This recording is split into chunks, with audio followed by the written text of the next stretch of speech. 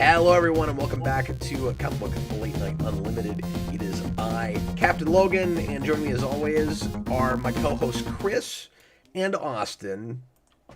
Yo. Good evening, everybody. Hey, it's our 30th show. Isn't that exciting? It is, yeah. And I think we're at 4 or 5 weeks in a row. Hey, good for us. We've actually been keeping up with the show, which is yes, which is fantastic.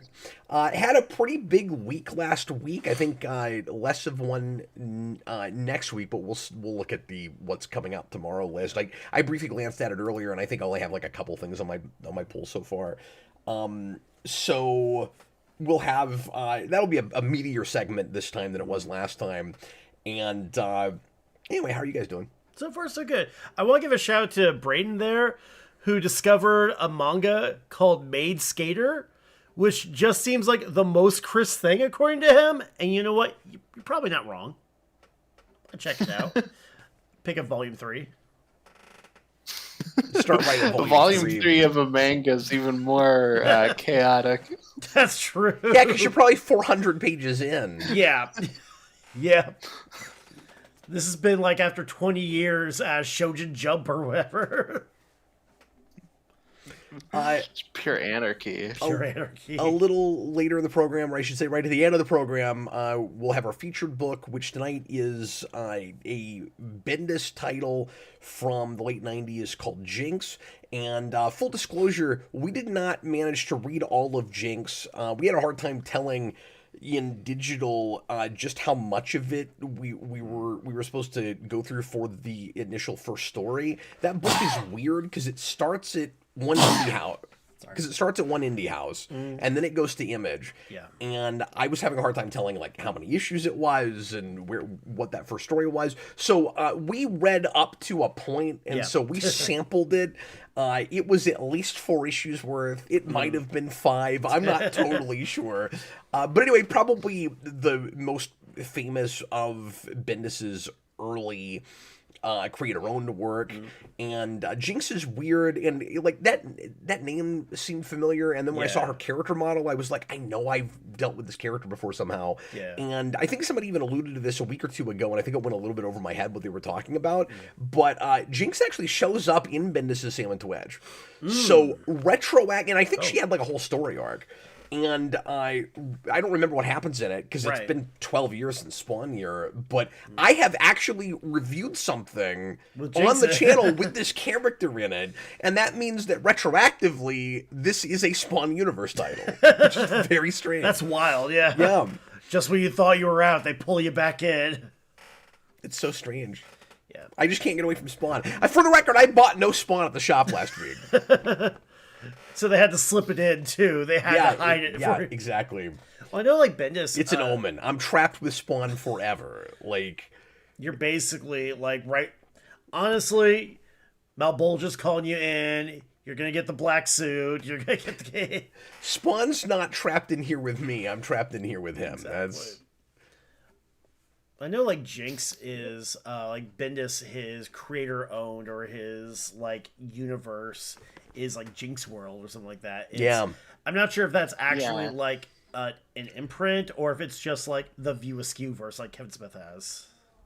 If it's just his, you know... Yeah, I'm not sure. And, like, is it all in the same continuity? Is it a shared universe? Is Jinx World a shared continuity, or is it like Ghost Machine? Yeah. I don't know.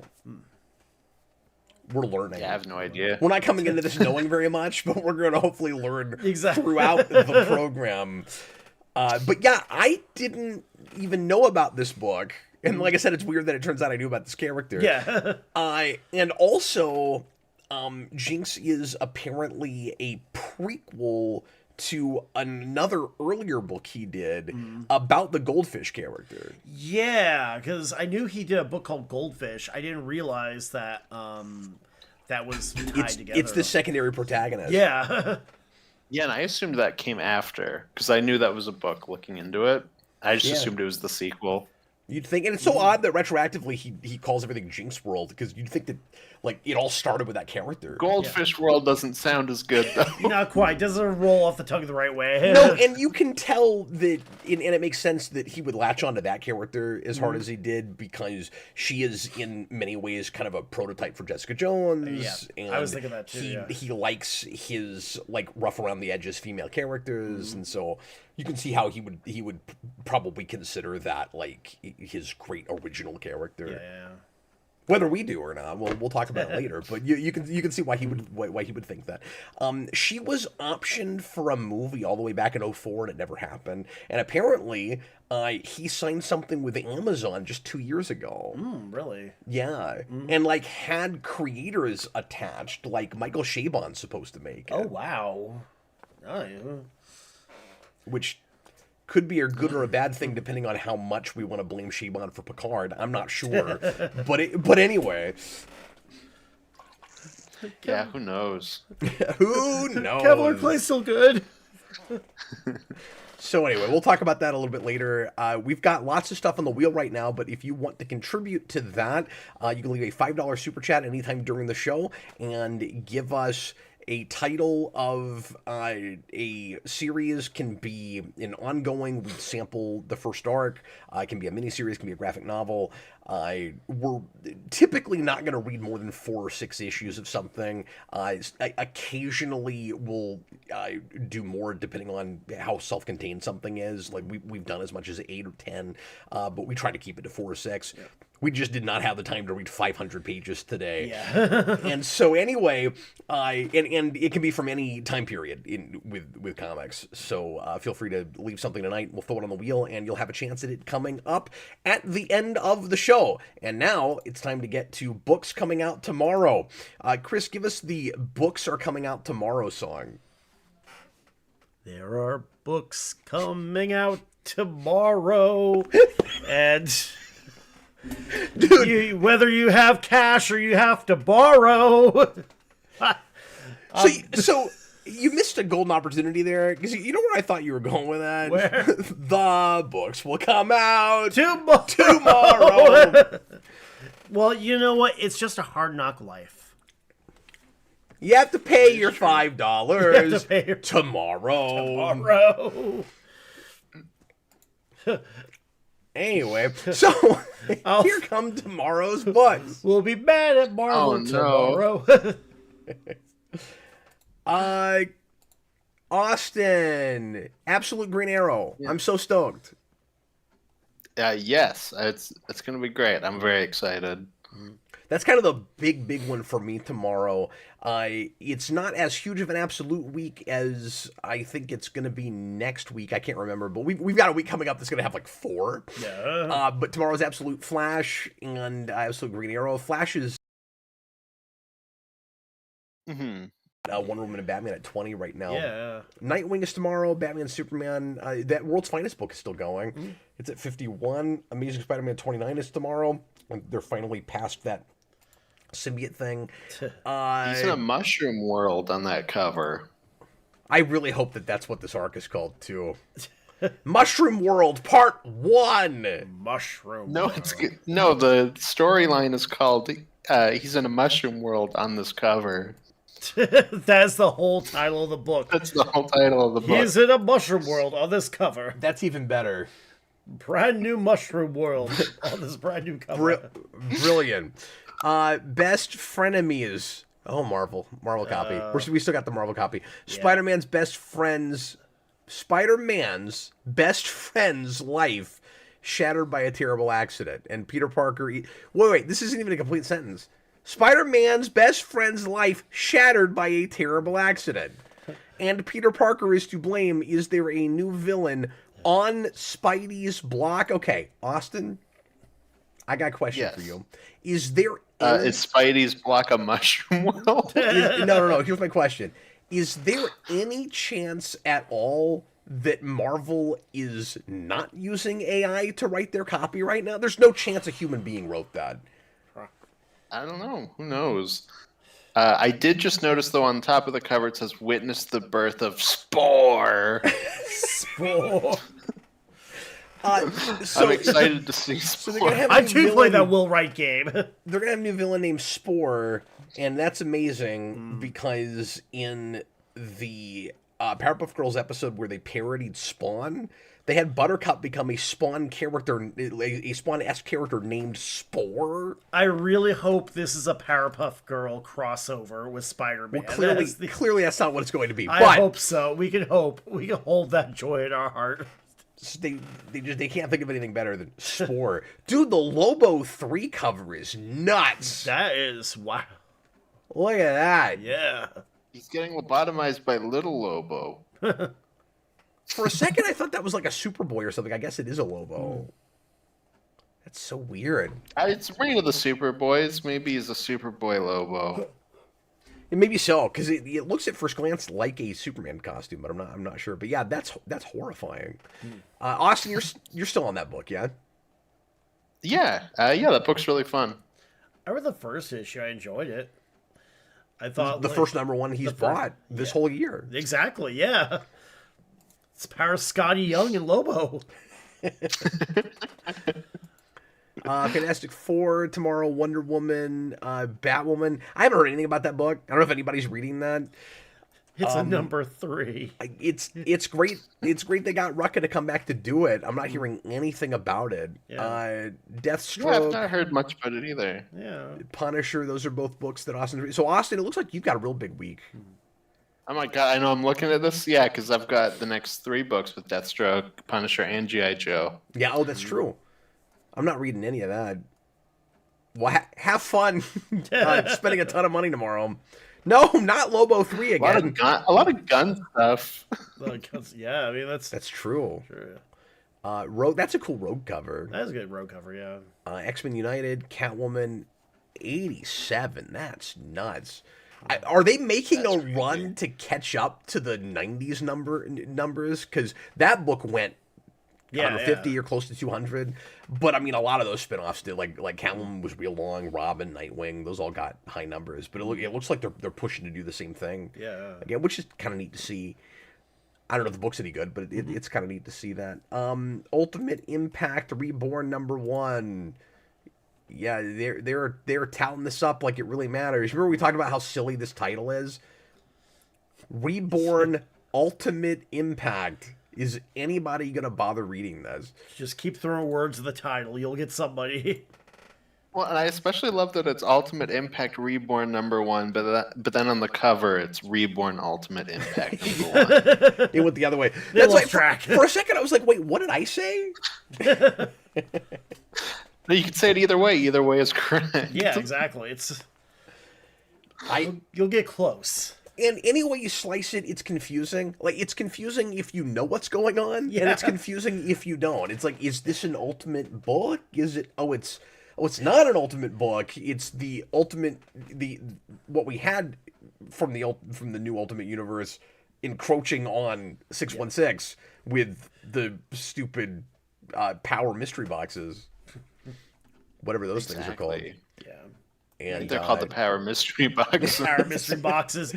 The Ultimate Power Mystery Reborn Boxes. And making a giant deal out of Ultimate Spider-Man, who's not, or I say Ultimate Spider-Man, Miles Morales, who was not involved at all in the new Ultimate Universe release. It's kind of funny. Like, you'd think he's there because he was born out of the Ultimate Universe. Yeah. I don't think it has anything to do with that whatsoever. I think that's just a character that they still want to make a big deal out of, even though they don't do a lot with him in comics. Right. So they're like, he's going to be the face of this event that no one's paying attention to, probably. Well, then the bad guy at the back of the cover, like behind all of them, he looks like Ray when he gets possessed at the end of Ghostbusters 2, before they spray him with slime. Oh, that's kind of true. Oh, yeah.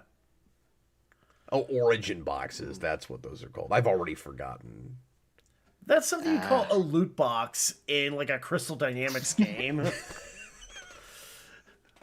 That is true.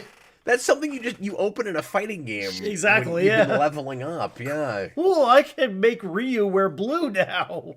Yeah, exactly. Or if it's Injustice 2, I got Black Canary's boot. Exactly. I got Superman's left arm. Yeah. Look, I got a new trident for Aquaman.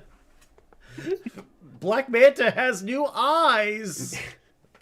Venom is tomorrow.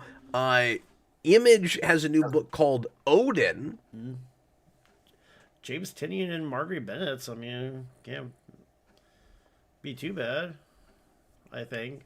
Something about neo-Nazis and Norway.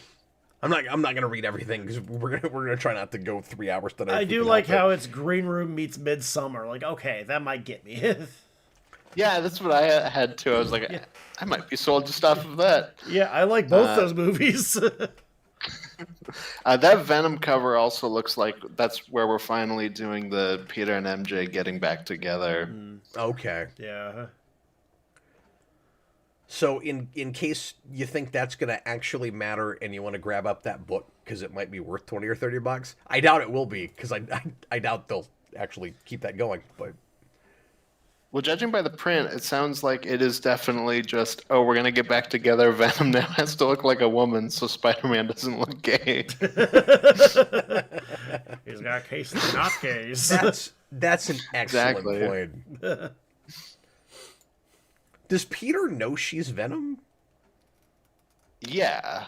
What is this? Yeah, I think so. What is this world we live in now, Austin, where I just said that out loud? Does Spider-Man... Well, there's going to be the red and blue Venom that I swear to God is going to be Harry Osborn, but we'll see. I forgot about that. I forgot about Is Spider-Man aware that Mary Jane is Venom? Is he aware that Eddie Brock is Carnage? What is happening? What is this world we're in now? Well, it's even better because you get to be like, does Peter Parker know that MJ is Venom? Well, he does after she looks more like Venom becomes more of a woman, so he doesn't look gay. Yeah.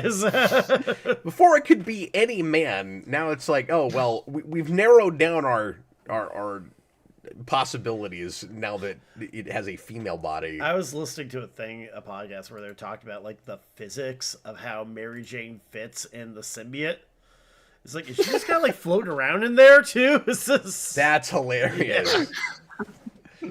She's just like in a fetal position somewhere in Venom's chest. Exactly, yeah. It's not even a symbiosis. He ate her. He just ate her.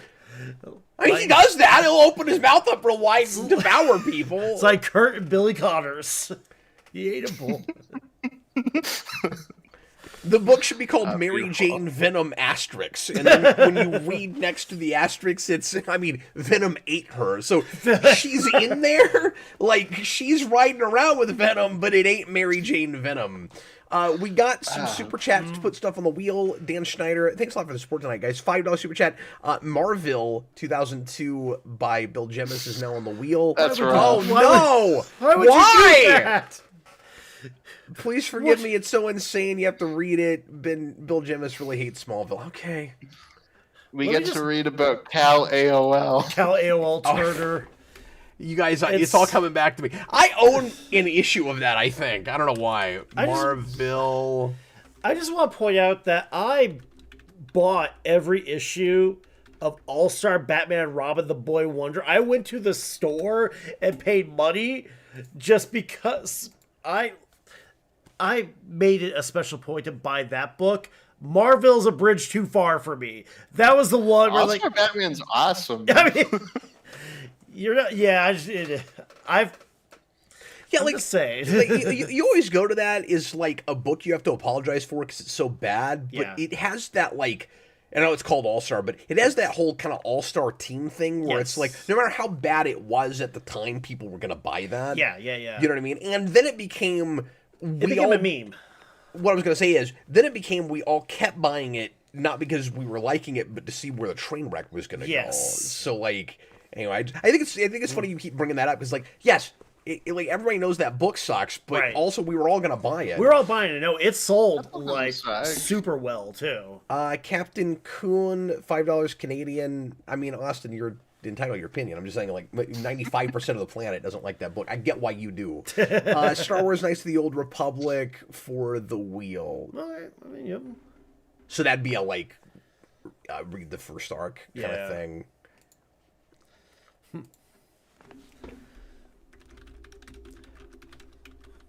That scene All-Star where he paints the room yellow to fight Green Lantern. Oh, it's Damn you wonderful. and And then Robin like punches his throat in. just throw them to do like an emergency tracheotomy. That's awesome. Yeah.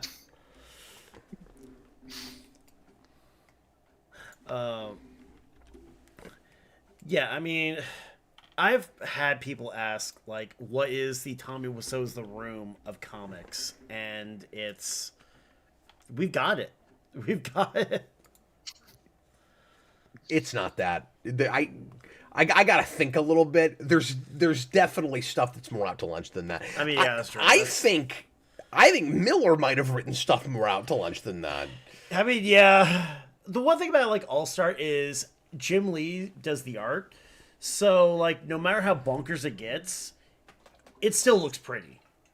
And that makes whatever else go down so much easier, too. Like, I tried reading Dark Knight. I mean, 2. it's Ultimates 3, right? Yeah, it's Ultimates exactly. 3 or it's Ultimatum. Yeah, exactly. But, like... I just remember I tried reading Dark Knights 2. It's like, my eyes are bleeding. Yeah, I had that with that, too. Yeah. Ultimates 3 does have the greatest moment in any comic, though, where they find out that Quicksilver and Scarlet Witch are dating, and Steve is like, that's messed up, I don't like that. And Wasp is like, it's not 1940 anymore, Yeah, it's Steve. like, hey, you old Get with the fuddy-duddy. Times have changed. Yeah. Don't think we've changed on that one, Jeff Loeb. Yeah, I know. I gotta give Jeff. So wait, Jeff Loeb, are you saying incest is progressive? Like, what are you saying right now? Come on, man. That's all the hip Incest. That's all the hip folks are doing. Austin, I think Jeff Loeb's favorite movie might be the one we had to do on Request a couple weeks ago. Possibly, yeah. What was that? Do you Oh, know what that was called? Hotel New Hampshire. I think it was the last Request. Yeah. But like we didn't do one last week, so yeah, a couple weeks ago. That's true, yeah. But yeah, Hotel New Hampshire, where we had to watch a brother and sister have sex for an hour, and that's Jeff Loeb's 9 favorite hours. movie. What's that? Yeah, no. Oh, It was that's for true 9 hours. because it was like over a whole day. Yeah. Yeah, and Jeff Loeb was like, finally, a picture for me. I'm going to the pictures. Yeah. Bob the Hunt, $5 super chat. Punisher Max, Kitchen Irish. I think I've done that one already. I know I've read it before I'm too. not sure. I can look it up quickly. if you need We'd me have to check and see which ones I've done because people have had me, especially Chewbacca's Lover, jumping around and doing like 5 or 6 different arcs from that. He says because it's about the IRA and we know how Cap feels about them. Okay, that whole thing. Yeah, I didn't know what it was at one point. That's how I feel about that. I don't see that. I don't think that's one that you did. Okay, I guess that'll go on the wheel.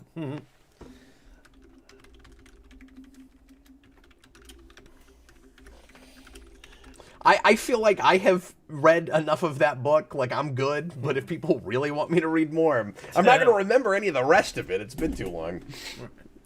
But thanks for the super chat. We'll do that if it comes up. On the comic wheel lottery.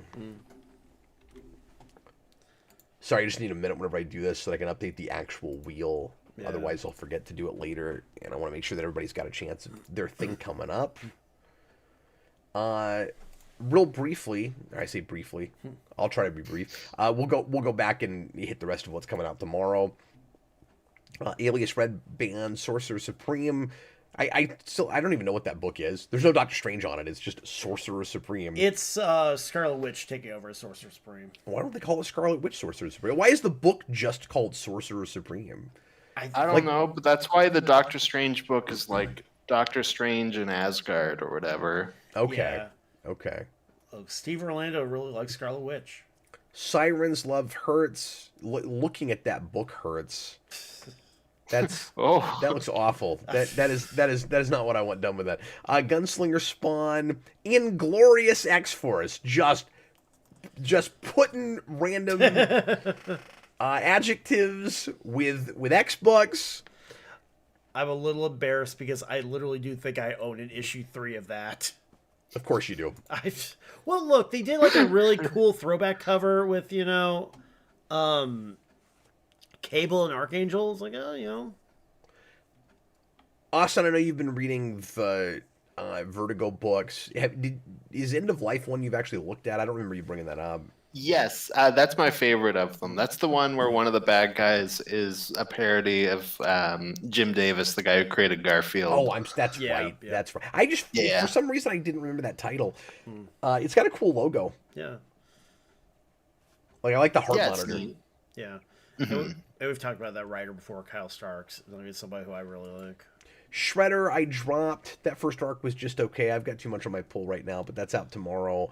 Moonstar has a book. I didn't even notice this before, and Chris will be reviewing that next week because it's number 3. And Chris will also be reviewing Imperial Guardians number 3. That comes out tomorrow. Sad thing is, I'm actually kind of tempted by that Moonstar.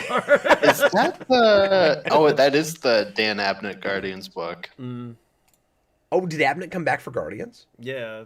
Yes, he came back for this Imperial Guardians book, and the team is like whack. I just clicked on it. So the Maybe team we've talked is about this. Gamora, Captain Marvel, Amadeus Cho, Darkhawk, and Cosmic Darkhawk. Ghost Rider. And Darkhawk is front and center. As soon as I looked at this, I was like, what the hell is he doing on this team? And Cosmic Ghost Rider. Well, I can see why, even though it's Abnett, Austin is not bothering with this book.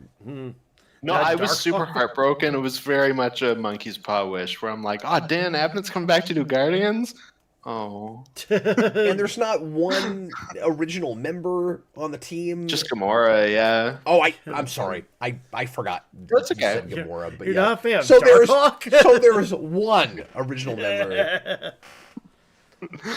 And like not even one of my favorite ones either. I was gonna say, which if is you fine. were gonna have one, it wouldn't be Gamora. Right.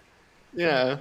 Well, you'd think what you do with change the whole team except for one book would be Groot, probably. Yeah, I mean, Groot's the one that's kind of the most marketable. Or Rocket, of those two. I don't know. Unless it's both. 'Cause I didn't but unless I don't know what the what's happening with them, because the end of their book, like Groot became like a villain. He was like the villain of the last run. Well, I don't know what we've been doing with it lately. I'm just saying. I don't know.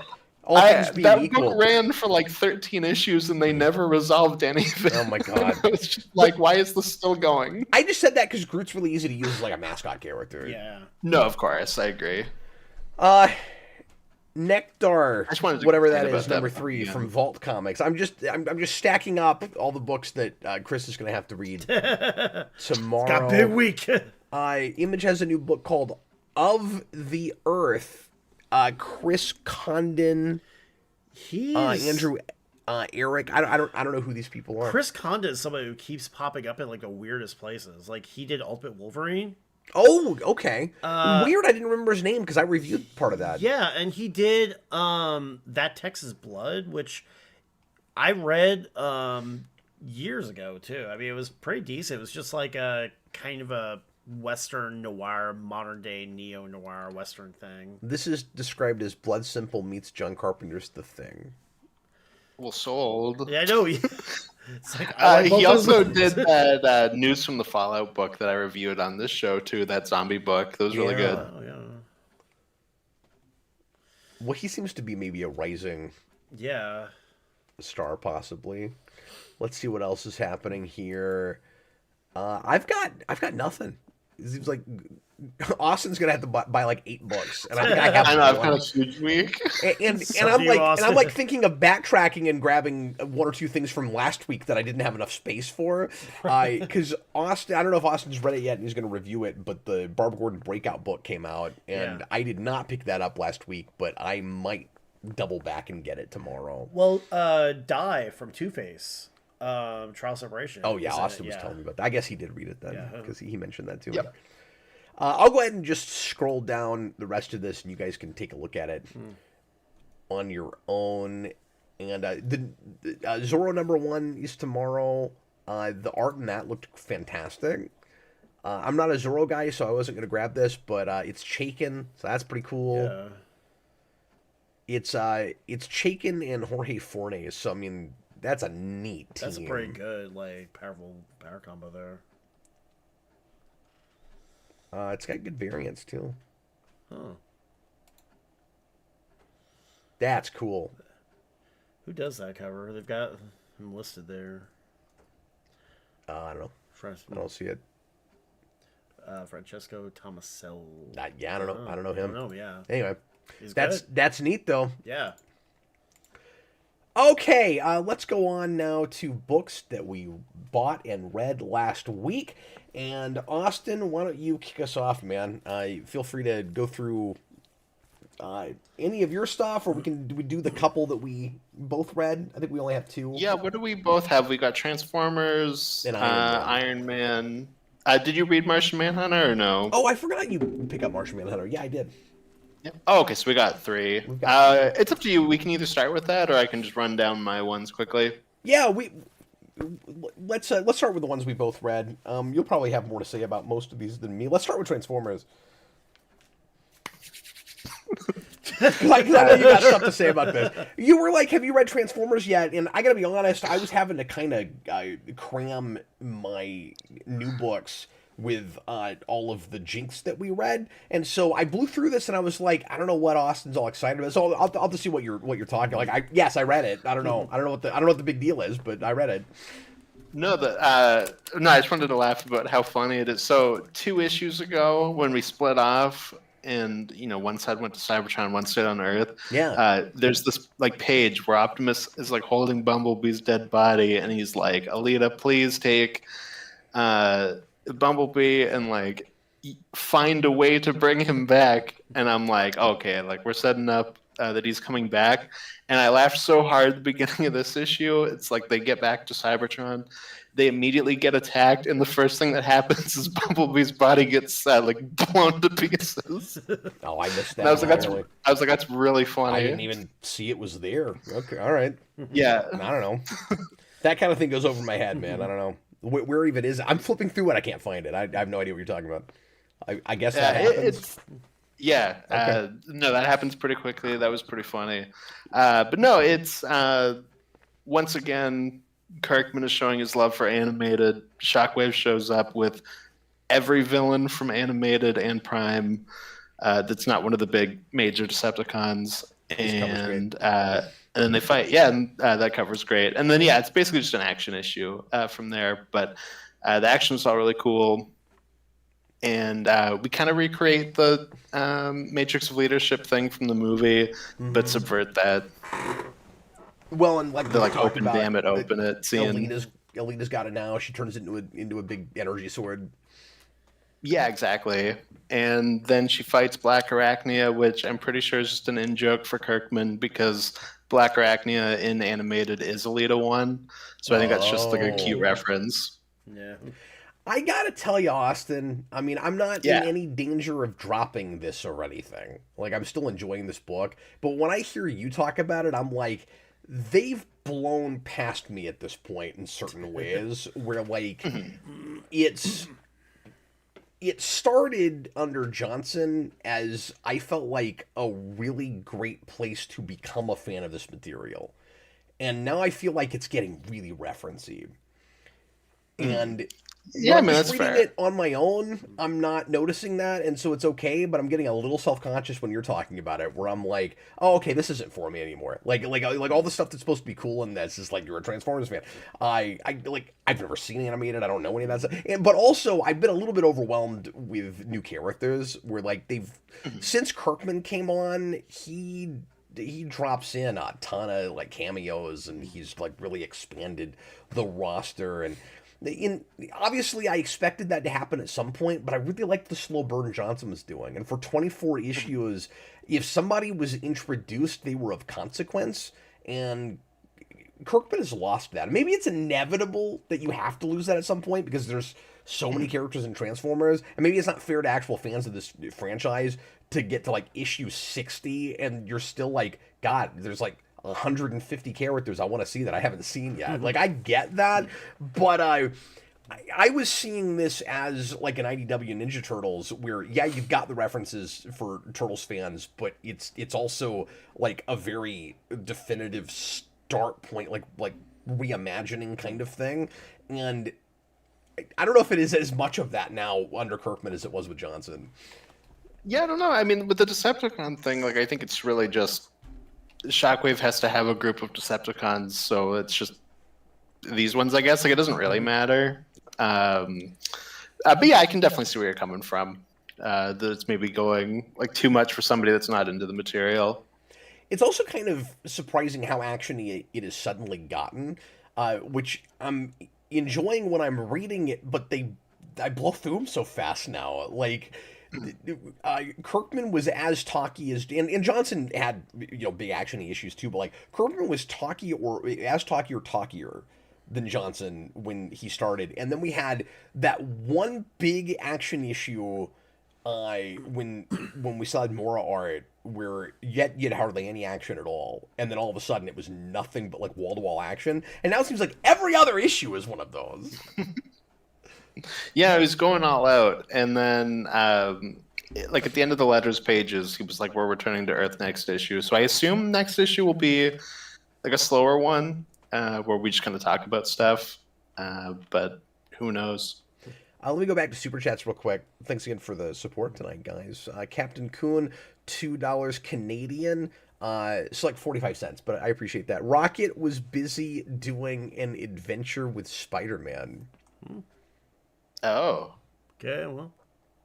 It seems like the Guardians are always splintered now. Yeah. Like you cannot keep track of them. That's even a big part of that last Guardians run, is that they were splintered and we have to reunite the team for like 5 issues.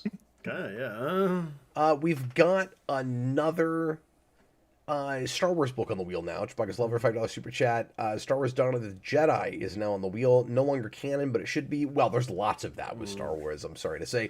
It's about the first Jedi and Sith. Cool, I'd like to read that. Yeah, it sounds cool. Spider-Fan also asked me where I get my digital comics. Just on Amazon, through Comixology. Yeah. Comixology isn't what it used to be, but like I still find myself going back to that too more. I haven't checked out Global as much. It's also sometimes just the only place that you can actually buy stuff. Yeah. Also, because he ended that with, I want to make sure that if you request something that I can find it.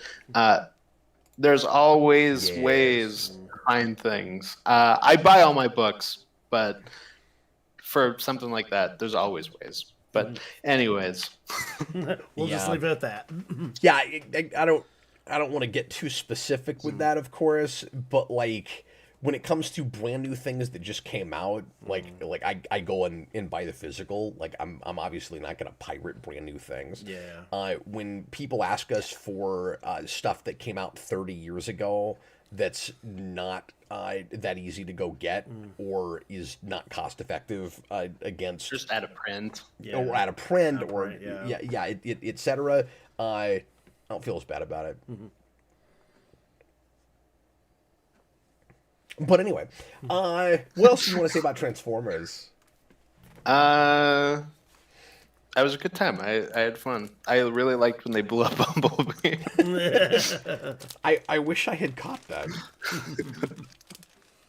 I do really like if that's just still an ongoing joke. I feel like it is inevitable that he will be brought back at some point. No, it is definitely inevitable. And like 2 issues ago, I was like, okay, now like here it comes. So what I'm saying is, it's just made it funnier. But how long are they going to stave it off at this point? Because I mean, we're like, how many issues are we into this? 32. Yeah, 32. So is that when they do it? Is it going to be with a bunch of pomp and circumstance? Is that like a 50 issue thing where you have Bumblebee on the cover and they think that'll be a huge deal to people? Because they don't seem to care about that character that much. So like I don't know. It'll be the last issue. Be the They're like, oh, we're about to lose the rights. We got 1 issue left. Okay, Bumblebee will show up at the last page. I want issue 50 to be Cliff Jumper, but that's just me. Yeah, hell yeah. Cliff Jumper. Mm-hmm. Anyway, Austin, where do you want to go next?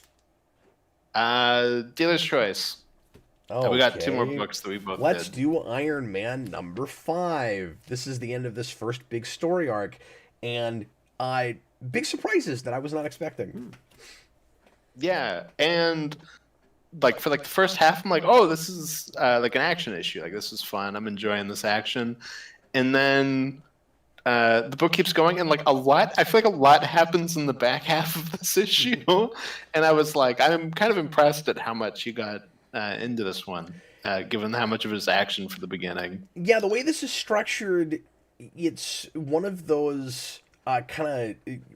If you look at it like a season finale of something, and I realize it's only 5 issues, but it reads like that, or like the end of a movie where like it just keeps going, where you'd think that the big action climax would happen toward the end of the comic, and then you'd have maybe 3 or 4 pages of aftermath or cooldown or whatever.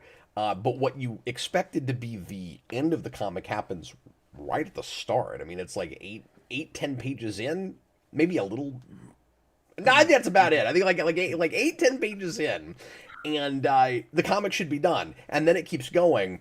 And that's not a criticism, because he's right. There's a lot of stuff that happens in that back half, but you don't realize that that's going to happen. So you're like, why are we still here? Like, it feels like the comic should be over.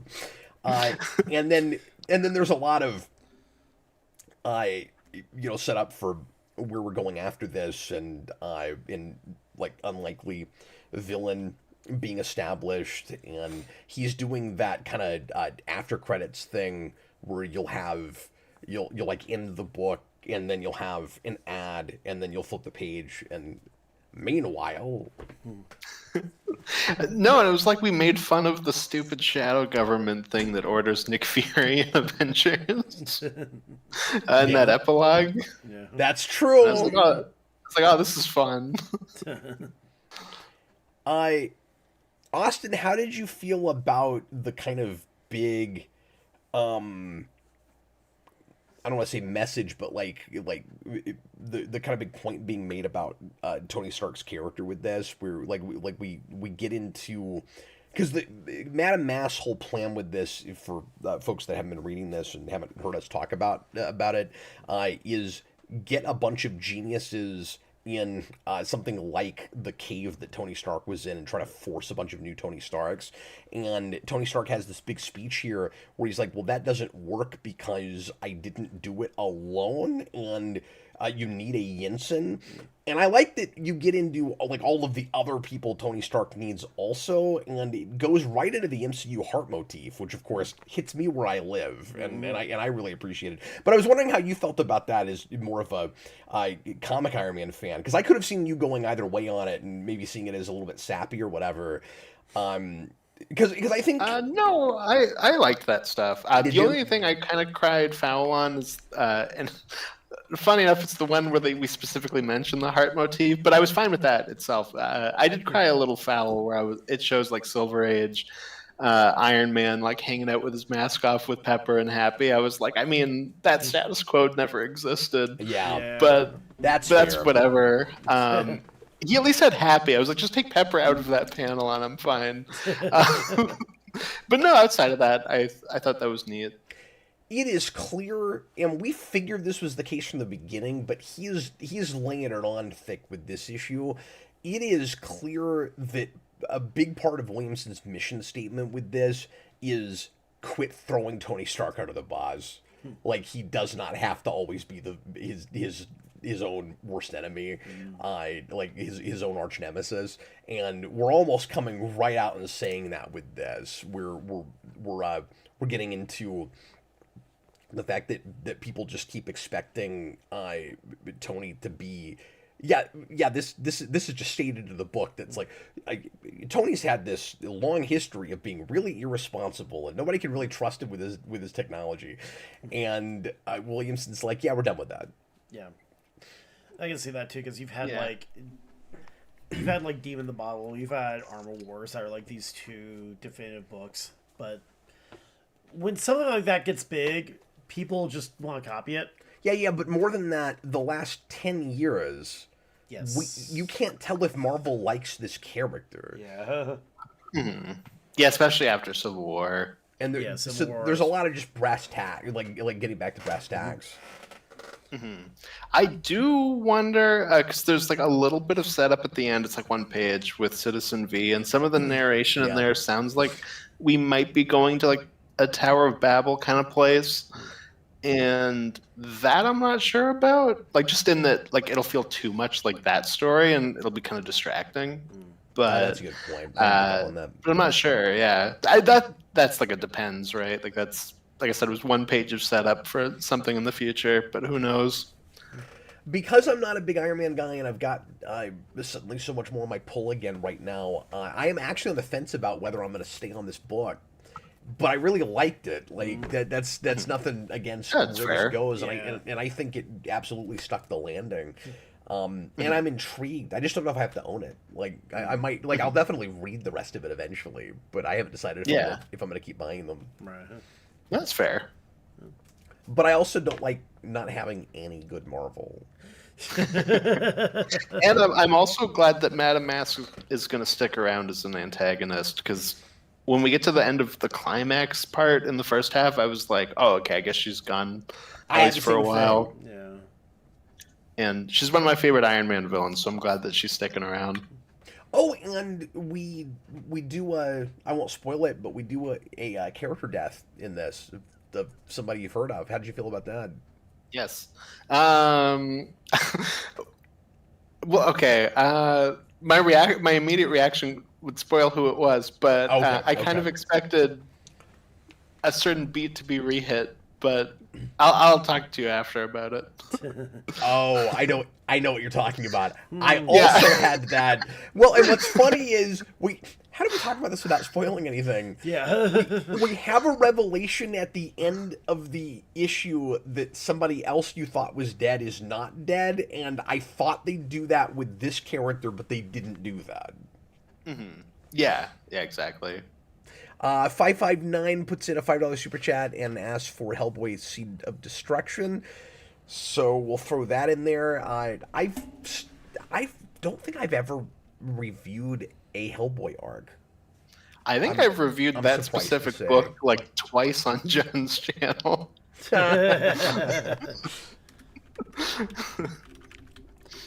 Well, you can take off that week if you really want to, I guess. But I love Hellboy. I'm not skipping Hellboy Day. No way. Exactly. I've got the trade somewhere. I haven't had a chance to read it. My Hellboy knowledge is unfortunately a little piecemeal. I'm surprised by that. I would have thought you'd be kind of a Hellboy person. Too. I would have thought you'd. Here's the thing, I want to. It's 1000% my jam, but it's just one of those that man, too much stuff, too much good stuff out there. It's just That's fair. And That's fair. I wrote for Multiversity for a few years, and they would have Mignola days in one of the other pages too. So I mean, that was a very Mignola, very pro Mignola website. I do, however, love the little 2-page story they did called Pancakes. Oh yeah, it's classic. Exactly. Yeah. No, and that's I think the only time he co-writes that book, because John Byrne works on Seed of Destruction. Yeah. Captain Coon, Cappy asked why Hasbro hasn't done a toy line based on the comic. We talked about that a few weeks ago, yeah. And the simple answer is this book uses the 86 movie as its visual Bible, and Hasbro has been doing figures of those designs for years now. Yeah, but I feel like there's variants that you could do with those same designs that are more specifically based on this comic. My point still sort of stands with that, but yeah, no, there definitely is, and there's new stuff that the book has created at this point too. Mm-hmm. But that's whatever. The movie's getting a re-release this year for the 40th anniversary. I'm very excited about that. I saw that. And they're doing facsimile editions, or I don't even know if it's facsimile. Maybe I shouldn't say that. They're doing some kind of re-release in singles of the old 86 movie comic adaptation. And I think that comes out in a month or two. That's this summer. Yeah. Mm-hmm. Yeah, I'll have to check that out too. And they look really pretty. I may buy those. I threw that on my pull for a second, and I'm kind of at a limit right now, and so I'm kind of I don't know if I'm going to get that, but I kind of want to get it for Mikey. Nobody tell him, but I got Mikey for his birthday in July both of the omnibuses that are out right now for Marvel Transformers. So he's getting the first 100 issues of that for his birthday. And if anybody is interested in those, they are on sale on Amazon right now for almost half off. So those were 60 cover, and you can get them for 35 right now. So for $70, you can get the first 100 issues of that in trade. Nice. And the new trade covers are awesome. Mm-hmm. And that's a wacky book. Like, you're always in for an adventure in that book. Austin, talk a little bit about Martian Manhunter, or Absolute Martian Manhunter 11, the penultimate issue of this series, with maybe some shocking revelations, or maybe not. Yeah, so this issue is Martian Manhunter fighting the kind of FBI villains throughout this arc, while Despero is like, hey, John, you should definitely kill yourself, dude. That would be really funny. And that's basically the issue. And yeah, it was cool. I also like what they're doing with John's wife, where she's like living in like a fake reality where her son's the White Martian and is like completely warped everything around their house and whatnot. Now there's just monsters and stuff living there, and she's just like, these are his friends. That's cool. Yeah, it's nuts. And we get Despero Vision in this issue where he's like, hey, if you're a good person, you should definitely cut the violence out of this comic. Yeah, just take the scissors and cut it out. And if you don't do that, you're a bad person. That's amazing. And that was great. Yeah, that's one of the only kind of. Sorry, I'm trying to think of how to put this. That's one of the only kind of throwback like 50s, 60s ad things that they haven't really made fun of yet. So you gotta have that in there. Yeah, no, exactly. No, and that's such a funny way of doing it. Like, it's like a morality play. Well, did you do what I did? Where, well, I guess you're reading in digital, but when I saw the scissors across, and it was like, you won't miss what's on the back of this. Immediately, I was like, okay, what like really important thing are they trying to get you to cut out of this comic? I was like, I flipped it over right away. I was like, that's pretty funny. No, I did have that because I was like, I'm going to go to the next panel and be like, can you read this without having seen that? And you can't. Cause you can't. Like, I can't believe you just did this awful thing. Martian Manhunter is such like a book that even though I've read it mostly, what I have read of it is mostly been digital, you really can't. Because even from that first issue, it was stuff you could only really do with like a physical copy of the book.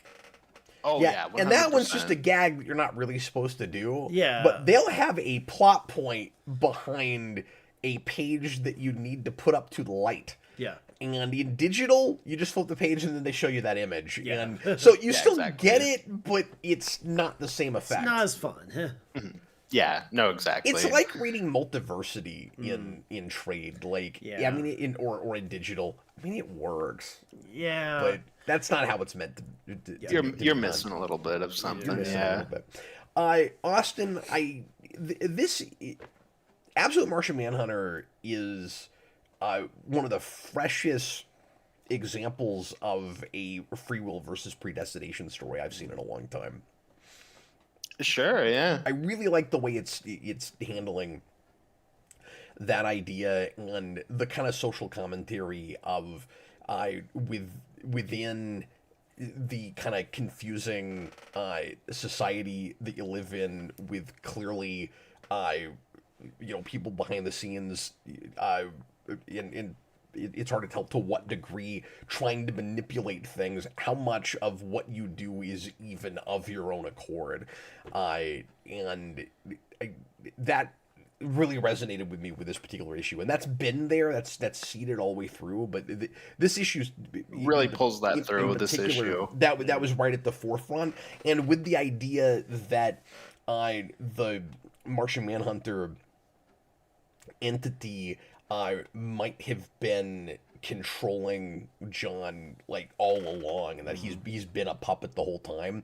And that was kind of a big question mark for me, where I was like, is the White Martian pardon me, is the like evil entity in his head, like just saying that to kind of turn him against him, or is there truth to that? Because the Martian has seemed to be has seemed to be like very much on his side through this whole thing. And so the idea that that's a manipulator going all the way back, I'm not sure if I'm buying. Yeah, it's hard to say. I'm not really sure. Like it, especially like the idea that maybe the Martian was with him all along. Like I could see them going that way, but you're right. Like I do think a lot of it's Despero kind of manipulating him and being like, look at how he's taking things out of your life and whatnot. Yeah, like to the best of his ability, doing kind of exactly what he is claiming the Martian has been doing in order to get what he wants. Mm-hmm. Yeah, exactly. It's hard to say. And he's openly just constantly like, "I will destroy you." Like, my goal is to like completely obliterate you. Yeah, you're right. He's right out in the open about that. Yeah. This is like, here are my motivations, but you have been manipulated this whole time.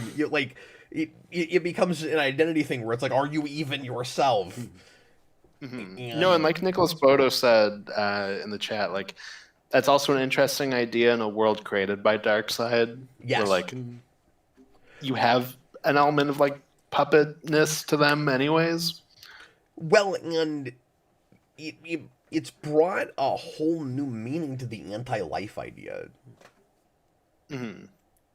And that was another thing that came out much more to the fore in this issue and kind of hit me hard. The idea that we have this literal idea of anti-life where it's like your life is not your own. You're not actually living your life. The difference between being alive and living, that like according to this, like that's anti-life. That's what Darkseid in his universe with anti-life has created a world where he's like kind of moving people around on a chessboard, and their will is not their own, and might that be worse, a fate worse than death? I love that we're exploring what anti-life means on more of like a existential level. No, and I think it's great how, like, obviously the second arc wasn't planned originally, but like how much it's been an aftermath arc, but also like I can't imagine this book without it. That's what I'm having. Like, it feels weird if you didn't have this second arc. Yeah, I think I mentioned that the last time we talked about this book. I can't get my mind around the idea that those first six issues were supposed to stand on their own. Mm-hmm. It's almost like no, and I think they do, but like with this, like I can't. They don't. Well, what I mean, yeah, because what I mean is they were building the ideas that they didn't have a chance to explore, and so I wonder if the idea, yeah, like with the free will predestination stuff, it makes me wonder if the idea was that was all supposed to be hinted at, and he was hoping that, and he was doing it as subtly as he could, so that he was hoping that like maybe on a second or third read you pull out all that out, and now with more issues he can go, okay, fine, we're gonna actually make that the story now, and it was more in the background before. Yeah, while also not just feeling like a stopgap story, like we're just gonna kind of retouch on everything. Like it does feel like of a piece in and of itself while also being aftermathy. Mm-hmm. It's a really delicate balance. It's fascinating. Mm-hmm. And I know I'm going to appreciate it more when I can read it all together. Oh, definitely. I've especially had that more with this arc than the first arc. Yes, yeah. And definitely. I think that's just because the first arc was a lot simpler compared to this one. Where like this one, I'm really liking it still, but like I also feel like when I read this all together, it's gonna be like, oh man. Well, to be fair, I'm pretty sure I read the first arc all together, and I think we reviewed it that way. Did we not? You guys did at least the first 4. Did we do it here? You guys did it on here, and I think you did the first 4. This is why I'm glad. Oh, that's right. It wasn't even done yet, and then I jumped on it, and then I reviewed it as they came out. That's what it was. That's why I'm glad that this is all one show now. Yeah. Yeah. We can keep this all together. For sure. Makes that a lot easier. Okay, Austin, what else do you want to talk about, sir? Okay, here, I'll just run through these real quick. So I'll jump off of that with Denise Camp. So I've got Bleeding Hearts issue 4, which is his Vertigo zombie book. And that issue is really fun. The beginning reminded me of T2, where you have now the human character and the main zombie character, because it's kind of two protagonists. They're together, and the main zombie kid is hanging out with the child of the mom of the human side, and she kind of narrates over it, and it reminded me of the T2, like, oh, John never had a father, and now he looks up to the Terminator as a father, except instead of that, it's my kid never had a friend in a zombie apocalypse, and I thought that was cool. And they have like a tea party together, and then they're setting up the kind of big finale of this arc, which is the zombie holiday, which is Outbreak Day. And I'm excited to see where that goes. Yeah, I need to. Every time you talk about zombie stuff, I'm like, where am I with the zombie stuff? Yeah, no, I'm really digging that book. Yeah. Next up, I've got Supergirl number 13. Oh, sorry.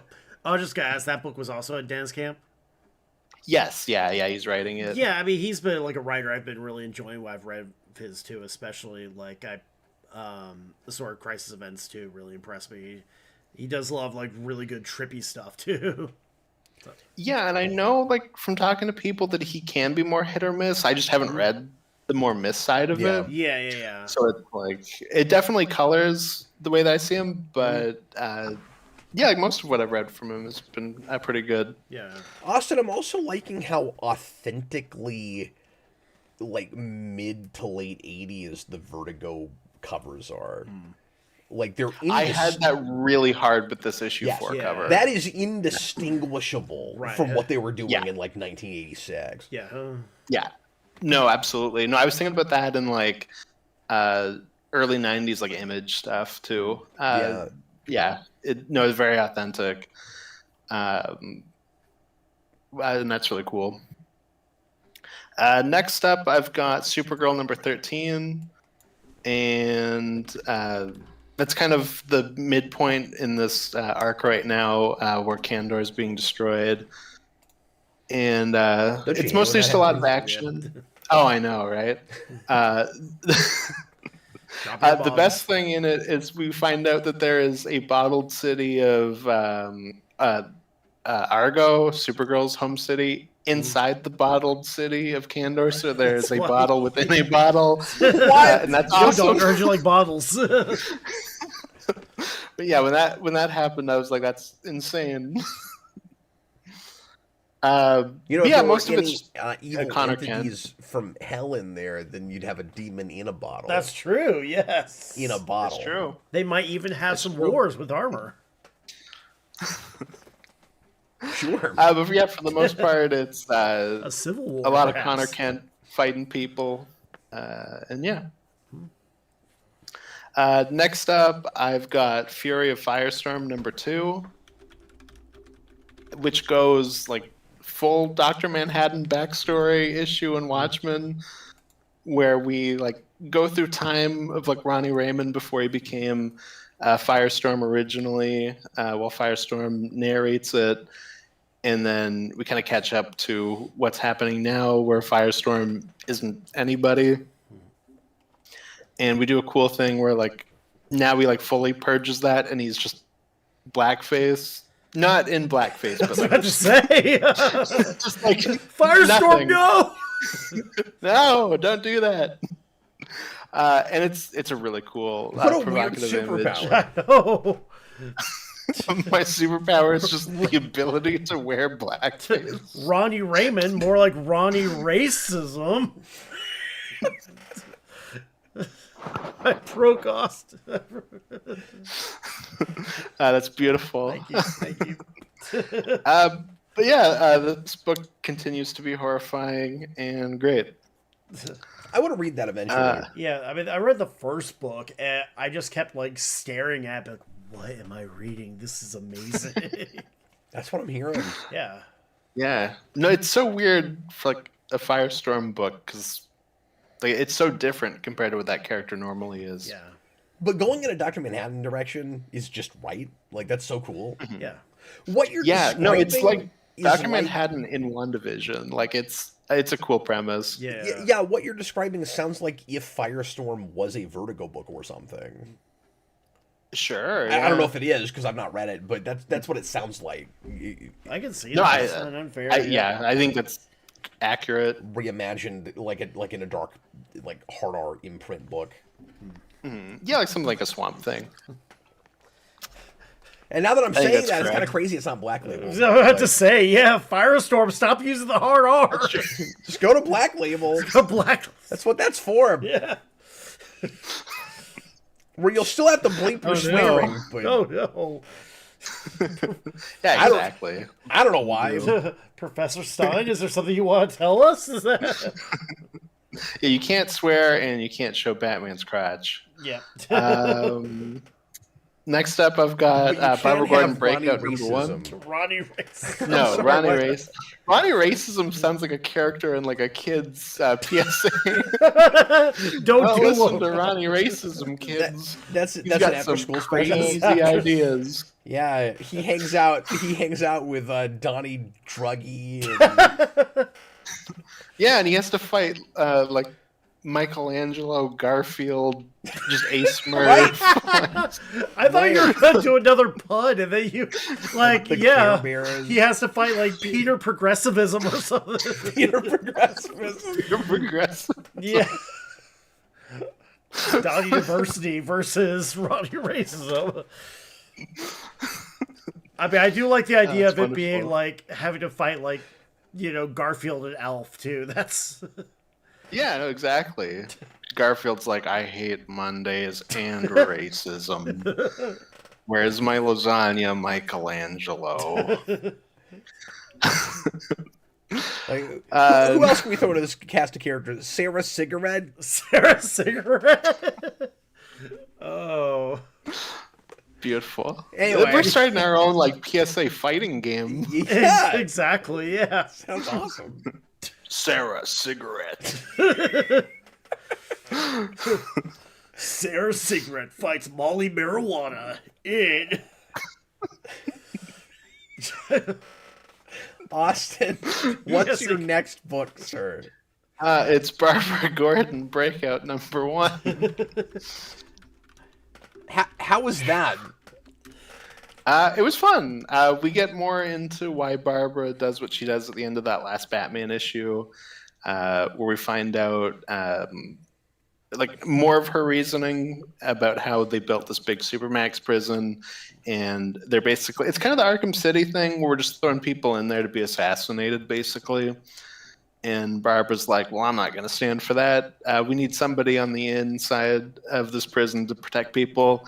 And Batman's like, don't you do that. Like, you can't do it. And she's like, I don't care. I'm going to do it anyways.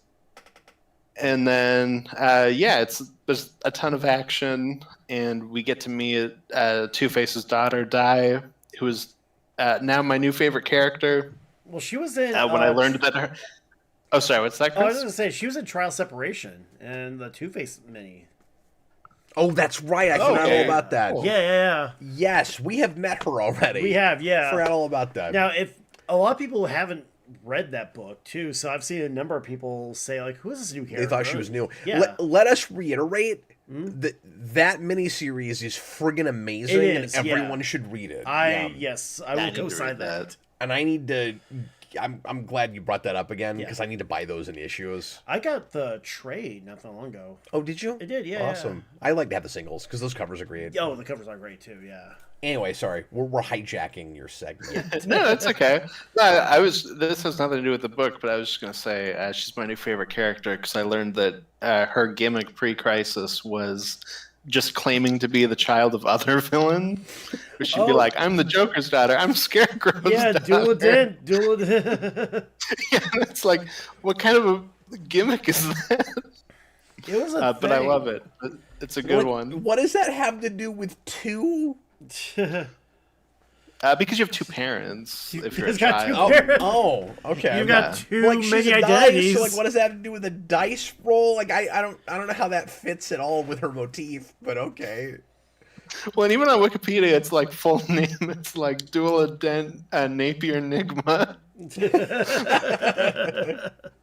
I'm like, yes, I love it. That's hilarious. You know what has to do with what does that get you when you pretend like you're all these other villains' daughter? Like, I don't know what it gets you. A street cred. I guess so. Yeah, we got family ties. I guess that makes sense. And then does she dress up as? Yes.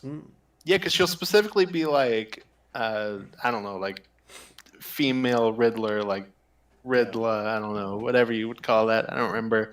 Yeah, Riddler. Scarecrowette, the daughter of Scarecrow. I want to think that she goes in and murders Query and Echo just to make this gimmick work, where she's like, well, we can't have another chick Riddler. You're dead. Yeah. There's no, to the too point many where in chick the Marvel Riddlers. crossover, she kills Marvel's Echo just to like make sure the job's done. Sure. Yeah, Absolutely. Right, exactly. And then she's like, I'm Kingpin's daughter. Yeah. But yeah, it's a lot of action and kind of setting things in motion with the prison stuff, and then we end on like a big cliffhanger, and I'm interested to see where that goes. Is that 4 or 5? Do we know? Like how long that's going to be? Yeah. I mean, I'm not sure. I have no idea. I wasn't even sure if it was an ongoing or a mini. I have no idea. It's a mini as far as I'm aware, but Oh, okay. Yeah, probably is. I mean, how long are we going to keep her in prison? Can you imagine that's an 18-issue series? Like, just never get know. out of the prison already, Barbara Gordon. Look. You came here on purpose like the Joker. She's serving 5 to 10. She's got to see that sentence out. Oh my god. The book gets canceled early for good behavior. Exactly. That I'm like, was Chris is on quality point joke. tonight. He really Yeah, is. you know? That was quality, Thank dude. you. Thank you. I was proud of that. Appreciate it. But yeah, no, you're probably right. It probably is like 5. I'd I will imagine. probably pick that up tomorrow. I was on the fence about it. That's fair. Yeah, and like you said, if you don't have a big week, this upcoming one, as opposed to me, where I have like every book this week, apparently. If that had come out this week, you wouldn't have bought it. Yeah, exactly. Okay, let me hit the other. Sorry, do you have more stuff? Oh, I've just got like a couple more. I'll just run through them real quick. Oh, you're fine. I got Hidden Springs #1, which is a new Dark Horse book, which is about senior citizens helping a giant monster run from the government, and that book Crazy. is both funny and just like it looks great. I love the monster design for it, and I love the kind of flip where we usually have that role be for a child. I like that it's a group of senior citizens. I think that's an interesting idea. Yeah. And yeah, it's really fun. I got Archie versus Army of Darkness #4, which is awesome because it's like 20 pages of Archie characters obliterating deadites and blood flying everywhere. And it was wonderful. And we get a good bit where Veronica shoots a bunch of them, and then Archie and his like rival guy are like, "Oh man, is it weird that we think Veronica's hot now for killing like deadite versions of us?" Probably, but it's true. Yeah. And that crossover is everything that it should be. It's wonderful.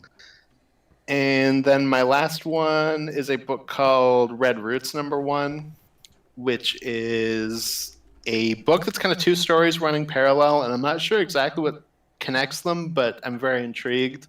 On one side, it's like a Punisher kind of guy killing this mobster group, and then he gets killed and is like absorbed into his own blood and disappears.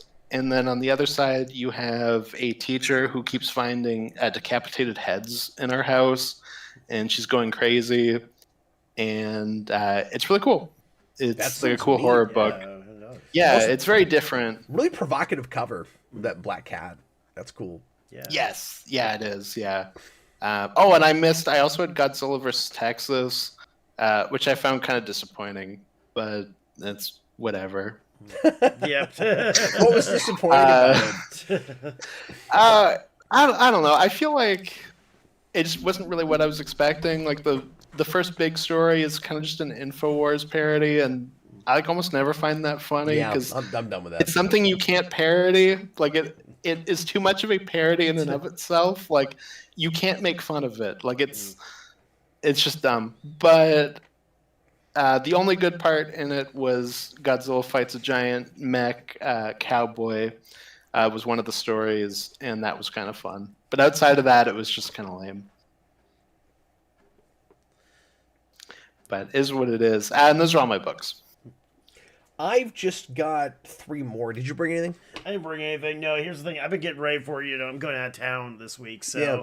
I've been like panic mode too. I did pick up the I'm trade. just making sure I'm not skipping over you. No, I appreciate it. I did pick up the trade of Bitter Root the other day. I haven't had a chance to read it yet, which is like a Jazz Age Monster Hunter story, which, again... Crazy. Yeah, I heard all those things like, yes, please, give that to me. I saw it recommended a couple places too, so I picked up the first trade. Haven't had a chance to read it yet, so we'll see if I get a chance to read when I'm on the beach. Well, I've got, like I said, just 3 more, and I'll hit these as briefly as possible. Here's Absolute Batman number 20, which is very much a transition sort of issue.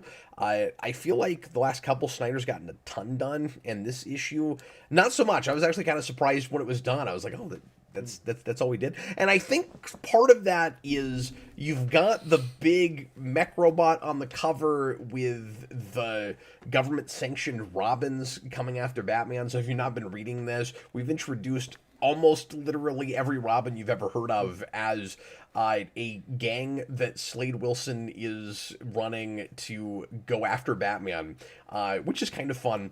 And you think that they're going to have a big showdown here, and then the big cliffhanger, spoilers, is we're about to have a big showdown. I hate it when we do that. Where you get to the end of it, it's Batman versus Robins, and I'm like, that's what you advertised. Yeah, that's with this cover, though. So whatever. But anyway, we have this weird introduction I forgot about this at the start of this of a more traditional looking Batcave, but not for Batman. I don't really know what's going on there, but it opens with here's the dinosaur, the giant penny, but we're not. It's not actually Batman that has the cave. There's another thing going on there. We're still posturing some of Batman's friends that are turning more into the villains that we know, and setting them up to do something. Waylon is no longer Giant Killer Crocman. He's gotten back to being human again. I'm not sure where exactly we're going with that. And in the meantime, Riddler is getting just more psychotic and insane looking all the time. And what else did I want to mention about this? Like I said, it doesn't get a whole ton done. Batman goes to Blackgate and has a really screwed up conversation with Scarecrow. I'm loving Absolute Scarecrow more and more. He's got kind of a Purple Man thing going on where interesting. He seems to have those kind of persuasive powers, and so he can play on your fears to make you do terrible things. So it's not just about getting like paralyzed in the moment by fear. It's about your fears taking over, and then you do something terrible. And so he can make you. Primarily, he uses it to make people commit suicide. And is it still a gas thing, or because he's in prison? Like, is it just like he can manipulate you just as a power? It is reading to me like a mystery. Oh, okay. I don't know how he's doing it, and maybe I'm missing something, and the book has sort of told us, but I don't think it has. I don't understand how he's doing it yet, which makes him shrouded in mystery, and he's real creepy because anytime he shows up, somebody's probably going to commit suicide. And I don't know how he needs to go fight. He needs to go team up with Despero. But all I'll say is, you get a scene with him and Batman and Joe Chill, and it's kind of crazy. But anyway, interesting. Yeah. So yeah, things are still moving forward and intriguing, but that was not like a big issue or anything.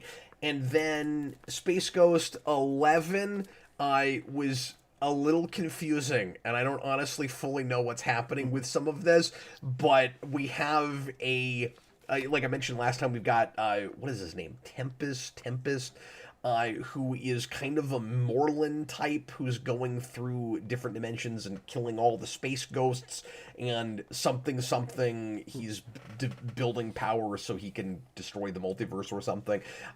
It's that typical, like, the stakes are kind of too high, big multiverse story, but it's it's fun, and I'm liking all the Space Ghost variants. You have a version of Space Ghost. You have kind of like two stories happening simultaneously that are conversion by the end, where you have Space Ghost trapped 68 million years ago on Earth in the time of the dinosaurs. And the thing that was most surprising to me about that, because that was established at the end of last issue, I don't think I spoiled it when I talked about that, but the thing that was most surprising to me about that is not that Space Ghost is in prehistory. It's that this world has Earth. Yeah. Like, I wasn't expecting us to ever go to Earth in Space Ghost, because this world has felt more Star Wars to me, where we're going to all these other planets, and Earth either isn't there or is just, not on your radar. You're so far away from it. And that seemed like a big shocking reveal to me. Maybe we've done Earth somewhere in this and I missed it, or I don't remember. But that was actually a surprise to me, where you got to the end of last issue, it was like, Earth, 68 million years ago. And I was like, the 68 million years is not the surprising part. Yeah, exactly. It's that we're at Earth. Right. But anyway, you have a version of Space Ghost from another dimension called Space Spectre, which it just rolls off the tongue. Yeah. But he's cool because he's like inverted colors Space Ghost. Okay. So like the blacks and whites are in the wrong place. He's like a negative looking Space Ghost. He's not a bad guy. He's just like the colors are negative. But he's Jace grown up as Space Ghost. And so we're sort of doing like the Damian Wayne to Batman thing with him. And we have Arjan and Jace palling around with him. And that whole dynamic is kind of fun. But the situation itself, like, I like things about it, but I don't like the Merlin spider totem thing. And that's kind of what we're doing with Space Ghost here. So I'm not excited about that aspect of it. But all the different Space Ghosts are fun. So it's worth it for that. And then the last thing I got to talk about is Ninja Turtles 18, which is the only issue I've got this... Well, actually, that's not true, because we talked about Iron Man. This is like Iron Man in that it's the end of a story arc, and it's real consequential. But this gets us to something of a new status quo, to some degree at least, with Turtles, where we finally resolved Splinter being a villain and trying to kill all of the Turtles villains that are in the future supposed to murder them. And the way we have resolved that is kind of nuts, because at the end of last issue, we had Michelangelo go to the spirit realm that Splinter was in when he died, where he was reunited with his wife. What is her name? It'll come to me. Anyway, but he's reunited with his wife, and then initially, and of course he ends up coming back because he wants to stop all these villains from killing the Turtles. And we learn in this issue that the reason that he's been acting so wonky and has kind of lost himself and forgotten his own like teachings and value system is because when he left the spirit realm, he was sort of splintered, if you will, into two personalities. And there's the like rat version of Splinter, and then he left behind a like teenage human version, which was weird, and that was a reveal from the end of last issue. And so here we get both of those versions, and they play it like kind of a Star Trek Enemy Within thing, like with sort of the two Kirks. And so the idea is that they have to get reunited again for him to become whole. And it's fun. It's interesting in the way that story is always interesting, it's a little bit of a cop-out to me. And the reason is because we have had a somewhat morally ambiguous Splinter all the way through IDW Turtles, and I really liked the idea that he was never supposed to come back to life, and that these are the consequences of that, and like of his choices and his getting as kind of morally ambiguous as he has allowed himself to be. And I liked the idea that the Splinter that died was already not that far away from being as far gone as this one seems to be, and that it would be and some people might see that as really throwing the character under the bus, but I just like the idea that it was really kind of tragic, that like Splinter was a full-on villain, and the only way to redeem him would be to have him kind of make a sacrifice and then go back to the afterlife, which is where I was hoping it was going. And it seems like it's just their way to put him back together and make him altruistic Splinter again, and have him stick around now. And the big status quo shift at the end, which I'll just spoil because I don't know if anybody is reading this book that's watching us, is in order to resolve this whole thing with Splinter, his wife came over from the afterlife also, and she's just here now. So we have Splinter's dead wife as a regular character at this point, and I don't know how long that's going to. What's that? Is she human? Yeah, and she's human, so it's going to be real she's just weird. Married to a rat. And she's married to a rat. Yep. And the cover of the next issue is them in the lair eating pizza together. Mm-hmm. It's going to be real weird. But because you have like a woman from ancient Japan hanging out in the sewer eating pizza with a rat husband. So we put it like that. Who doesn't speak English, by the way? I like Tales old time. So like, I understand the conventional wisdom with comics of at some point you've got to put the toys back in the box, but I don't think that's true with a thing like this. Even as long as the series is run, where you're doing a like straight up reimagining and you can go anywhere you want to with it, you killed off Splinter. If he's gonna come back, I want the status quo to revert back to he has to stay dead, not he's with us now. Personally, like I feel like it's a little bit of a cop-out. Or bring him back through worms, because that's like how you bring characters back in this world. Sure, yeah. Exactly. But it kind of, that kind of thing takes the teeth out of your book a little bit, where it never feels like anybody can die and stay dead. And I know that's always a problem in comics, but I don't know that anybody was really all that upset that we were going to have a like permanently dead Splinter in this particular book. I felt like it had kind of like run its course and said what it had to say with that character. Like I've always wanted a Turtles that allows Splinter to go at some point, where the teenagers have to move on and be the adults in the room, and that's the type of character that you eventually get away from, right? Like, yeah, or you should, absolutely, but they're not allowing that to happen here. And it's sort of like let Aunt May die at some point. Yeah, well, I'm even just thinking of like the ancient one in Doctor Strange, where like absolutely, it took like 20 years, but like you couldn't even imagine Doctor Strange now, like without that having happened. Yeah. I'm sure there's other good examples I'm not thinking of. Just some of those mentor characters you eventually get away from. Like your characters are supposed to grow from. Yeah. And some of them we don't ever allow to die or to get rid of. Like we've done it with Alfred, but that's not going to stick. Professor X has had a couple that's different... happened. Yeah. No, and Professor X is a big one for me, where the X-Men at some point should have outgrown Professor X. Like that's just the natural course of that. He's my favorite X-Men character, and you're right about that. Yeah. And that's nothing against the character. That's just the natural growth of that as a story. Yeah. And that was even kind of Claremont's plan too. He wanted to cycle out characters too. He wanted like Cyclops in particular to retire and get like a day job and have a family with Madeline Pryor, and that didn't quite stick.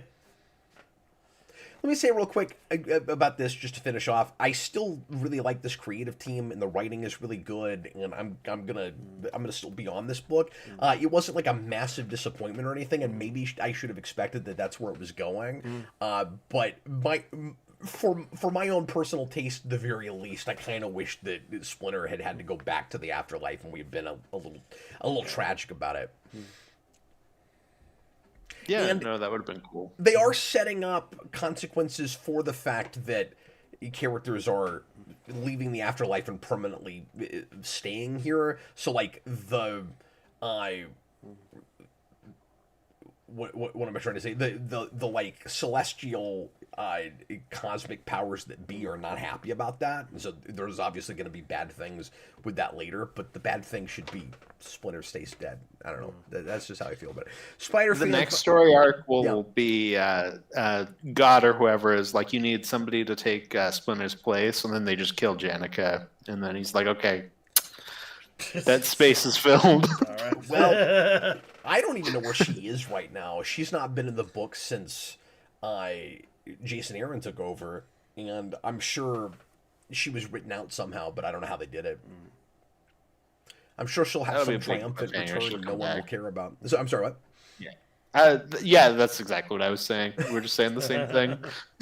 She's gonna show up again, I'm sure. But Spider-Fan, $5 super chat. She, Way of the Warrior, Volume 1 from 1995. Worst comic I've ever read. So he's putting it on the wheel. The wheel, all right. I have a couple of those. It's making me nervous. Like Russian roulette here now, too. We really are. I have sold this before, or I should say, I've had this in collections when I was reselling. I probably didn't actually sell it, but I know those covers real well because I've run into them a lot. I just read Wizard Magazine. He says it's like Spawn with Japanese mythology and King James Bible verses. I can't wait. That sounds amazing. It does. All right. Spider-Fan, how dare you? And thanks very much for the super chat. I guess. She, Way of the Warrior, Spider-Fan. We're no longer fans of Spider-Fan. Now I just have that I Am the Warrior song stuck in my head.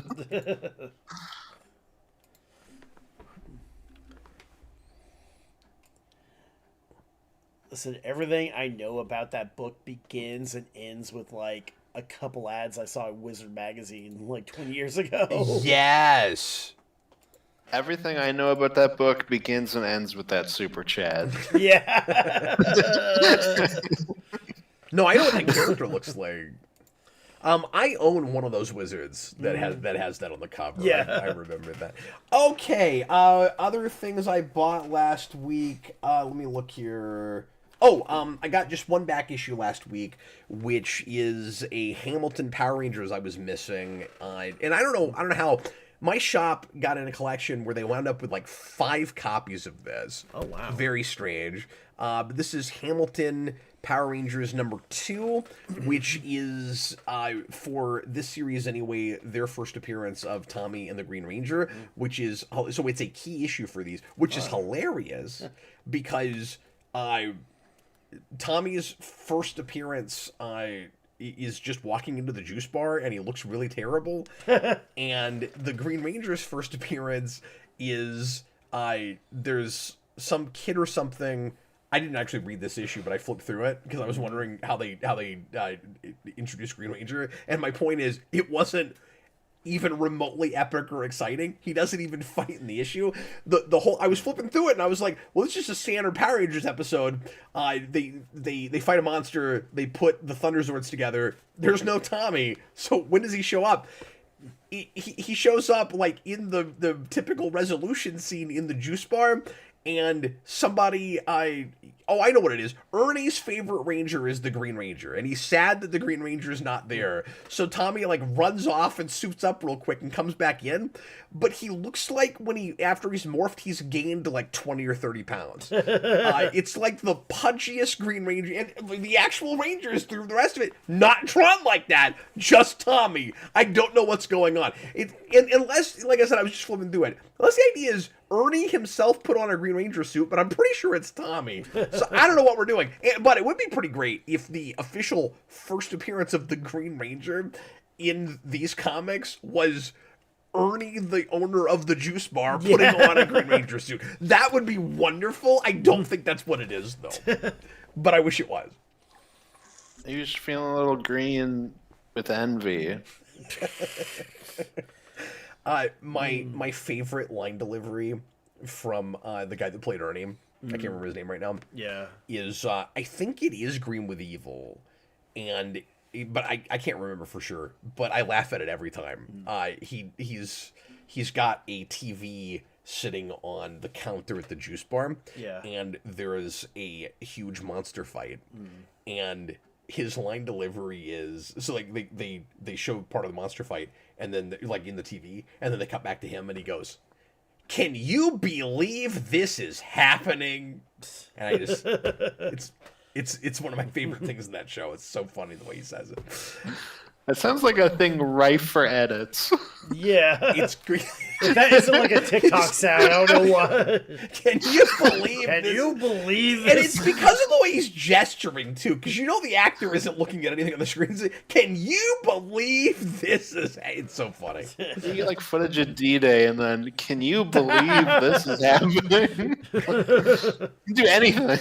I also bought Daredevil #2, which I've not read yet. You guys reviewed this last week, or at least Austin did, but here it is. But this is that variant cover that I ended up with, which I think is really pretty, and I was very happy with it. Is that the yellow suit, or is it just the Everyone I've shown this to asked me that question. No, I think it's just the lighting. It's just like a washed out, sunny background. Yeah. Especially because I'm looking at it like kind of at an angle, so it kind of looked like that. But it's not the yellow suit. It's just a yellowy background.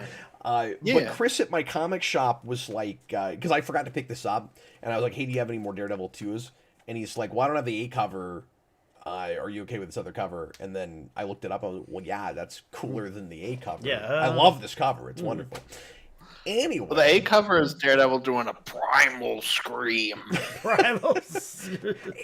It looks good. Don't get me wrong. It's cool, but okay, we're gonna move on now to cover of the week. Hey, Chris, would you give us the cover of the week song? It's cover of the week. This book is not for the meek. Make sure you bag and board in case you have a leak. Will we find the answers we seek? Why do we have a 1.5 minute long cover of the week? Exactly. Yeah. That's a full 9-minute track, Cat. Look, there's a couple solos in there too. Let me get my drums here. There's the drum solo of life. There's a bridge and everything.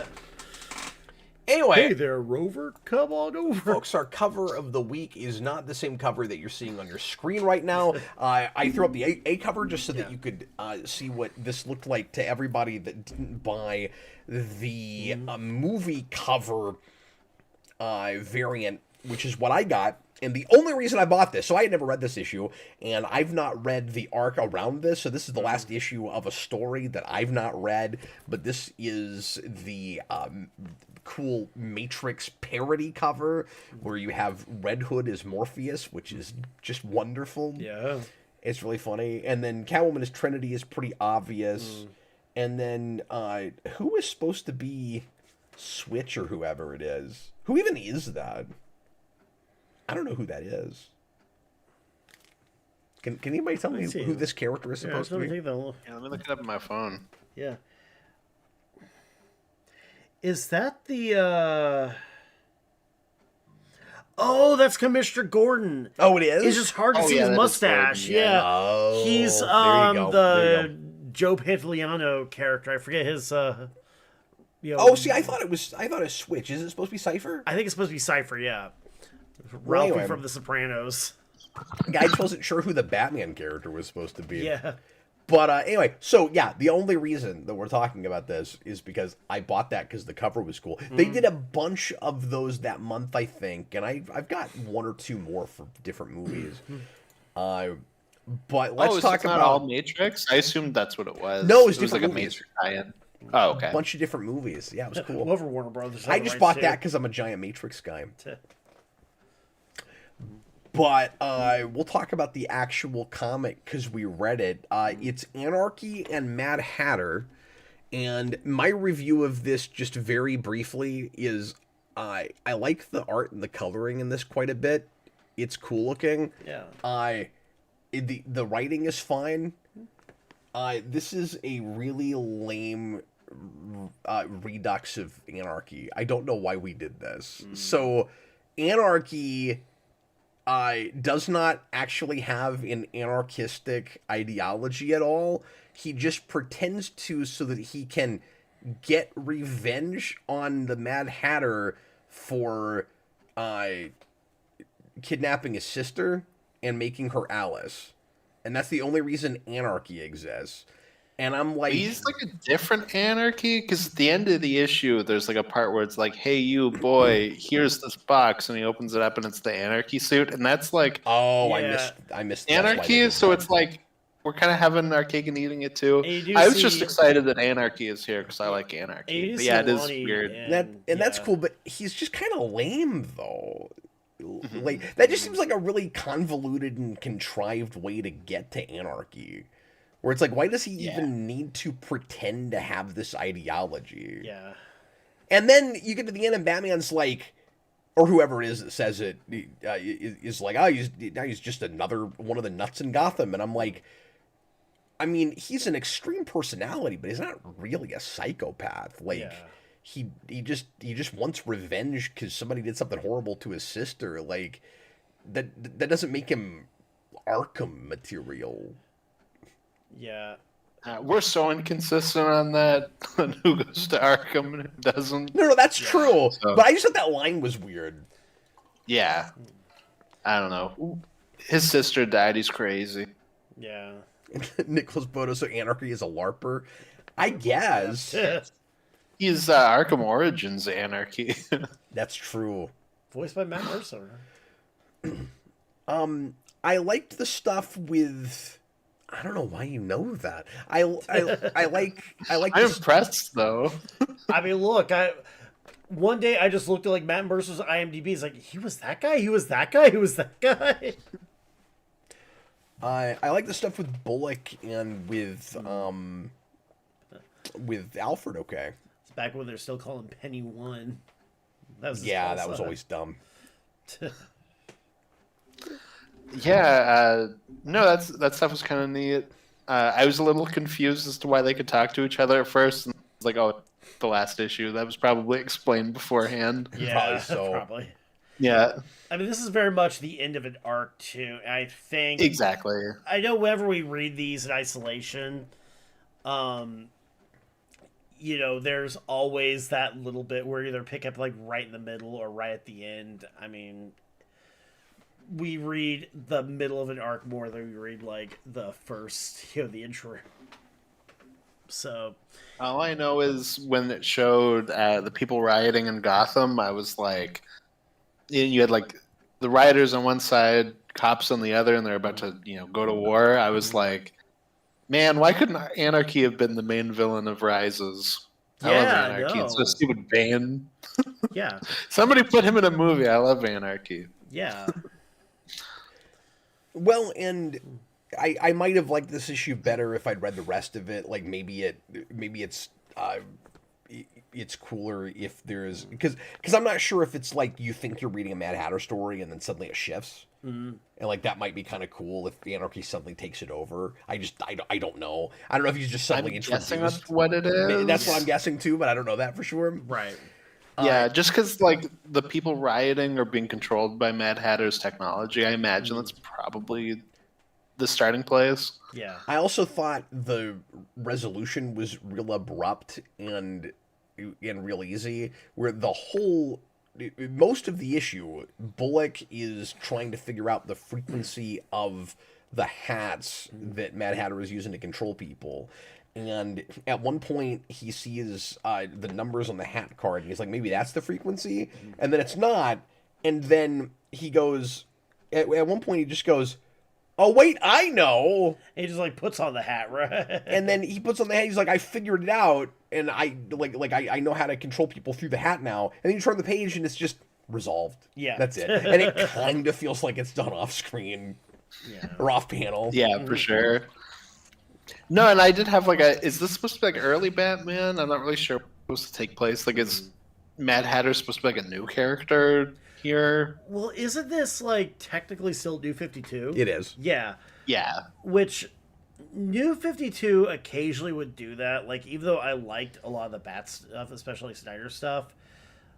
We do sometimes treat it like it's the first time we're dealing with somebody. You treat it like it's the first time you're dealing with somebody, but there's also like a tendency to want to reinvent a character. Well, and also, Detective might have taken place in a different time period, like we did with Superman in Action, but I cannot remember. Yeah. I didn't think it did.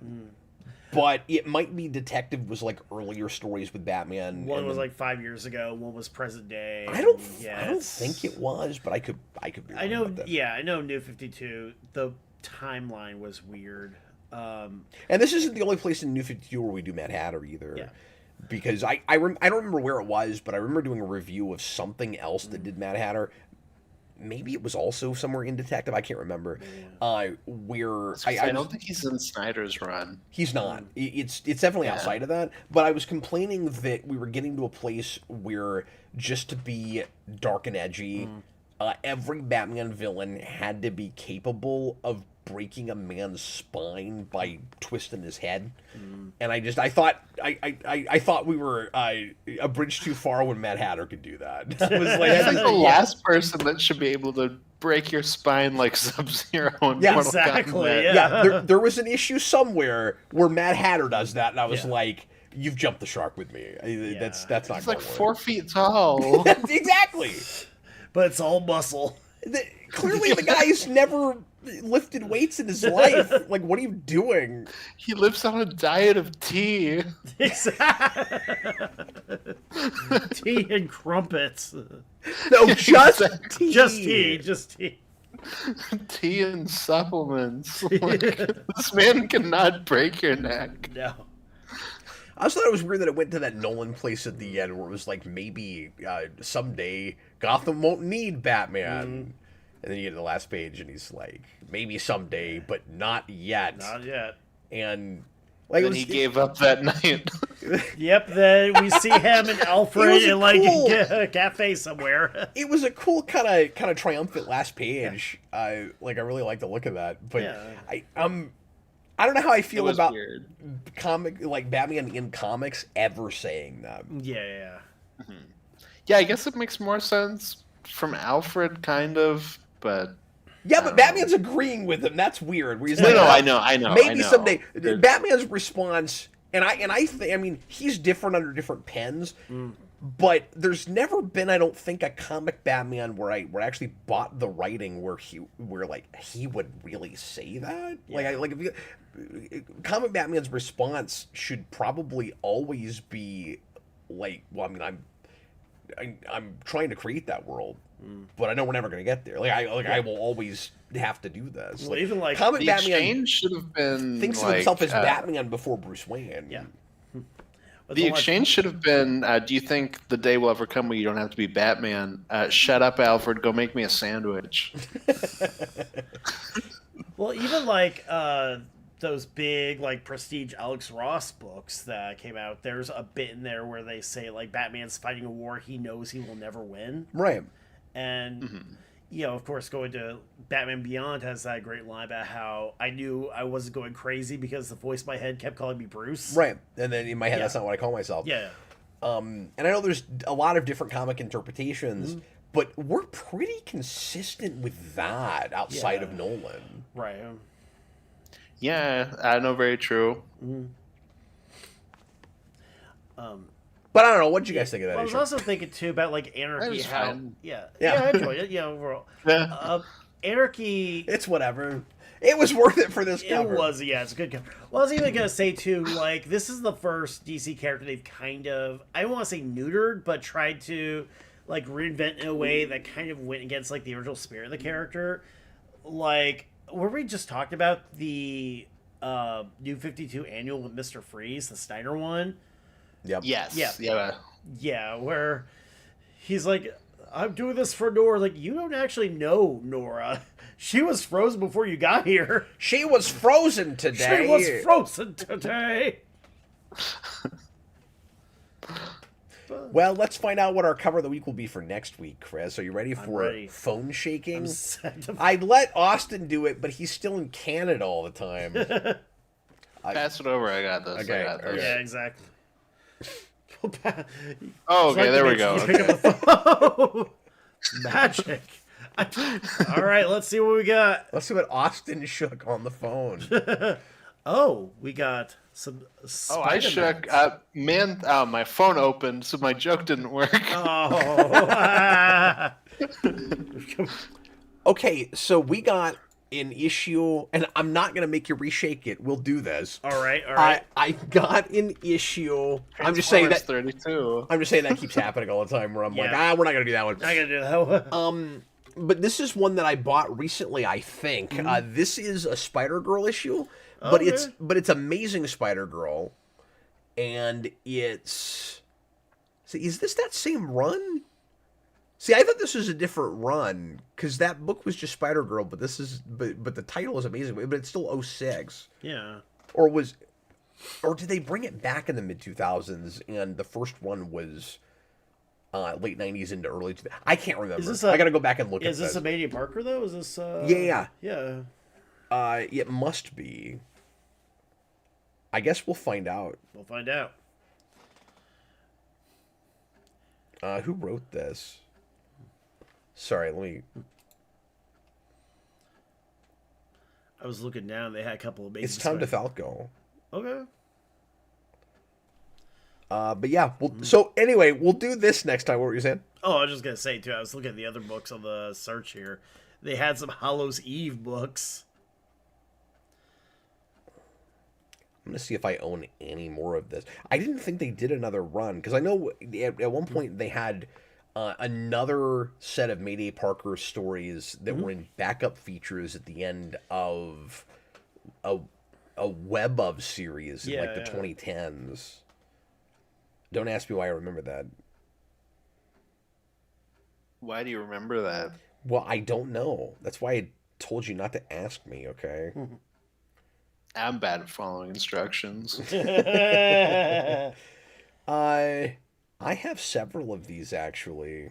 RJ Godzilla says it's the same book, they just retitled after a while. Oh, is that right? Yeah. Oh, okay. Good to know. That was throwing me off. Right. Anyway, so that's what we're going to do next time. That's a book that I bought a lot of but have not read very much of. Yeah. Chris. I think I read the first trade years ago. Oh, and reviewed with Jason. I think that was one of the first things Jason and I ever reviewed. That was a book I haven't read a whole lot of, like the MC2 stuff. Mm-hmm. Yeah, but it's funny because that's the only book that anybody remembers from that. Yeah, like, exactly. Like, I'll be like, oh, Marvel 2. But it's not like 2099. I don't know anything else that came out in Marvel 2 besides Spider-Girl. Yeah, I know there must be other stuff. It was a whole line. But Well, wasn't there like We always only remember the Spider books. That's fair. Look, I mean, those are always the highlights of a lot of the future stuff. Yeah, it's like Noir, everyone only remembers Spider-Man 2099, Marvel 2. Yeah. Always just Spider-Man or Spider-Girl. Spider. I mean, I read with Noir. I read like the Luke Cage book. It was all right. I didn't even know you had one. He did, yeah. There's a Luke Cage Noir. Oh yeah, you're right. That's a thing where Yeah. like we just remember Spider Noir, but there were or Spider-Man Noir, but Yeah. like there were other noirs. I think there was like an X-Men Noir, but I can't remember. Yeah. yeah. Iron Man Noir was a thing because that was like Indiana Jonesy. Oh, cool! I didn't know. Yeah. Guys, let's go ahead and take a real quick break if we could, and then we'll come back and do our feature book, which is Jinx by Bendis. This is why I need a break. Yeah, this. We'll be back in just 3 to 4 We'll minutes. get some drinks.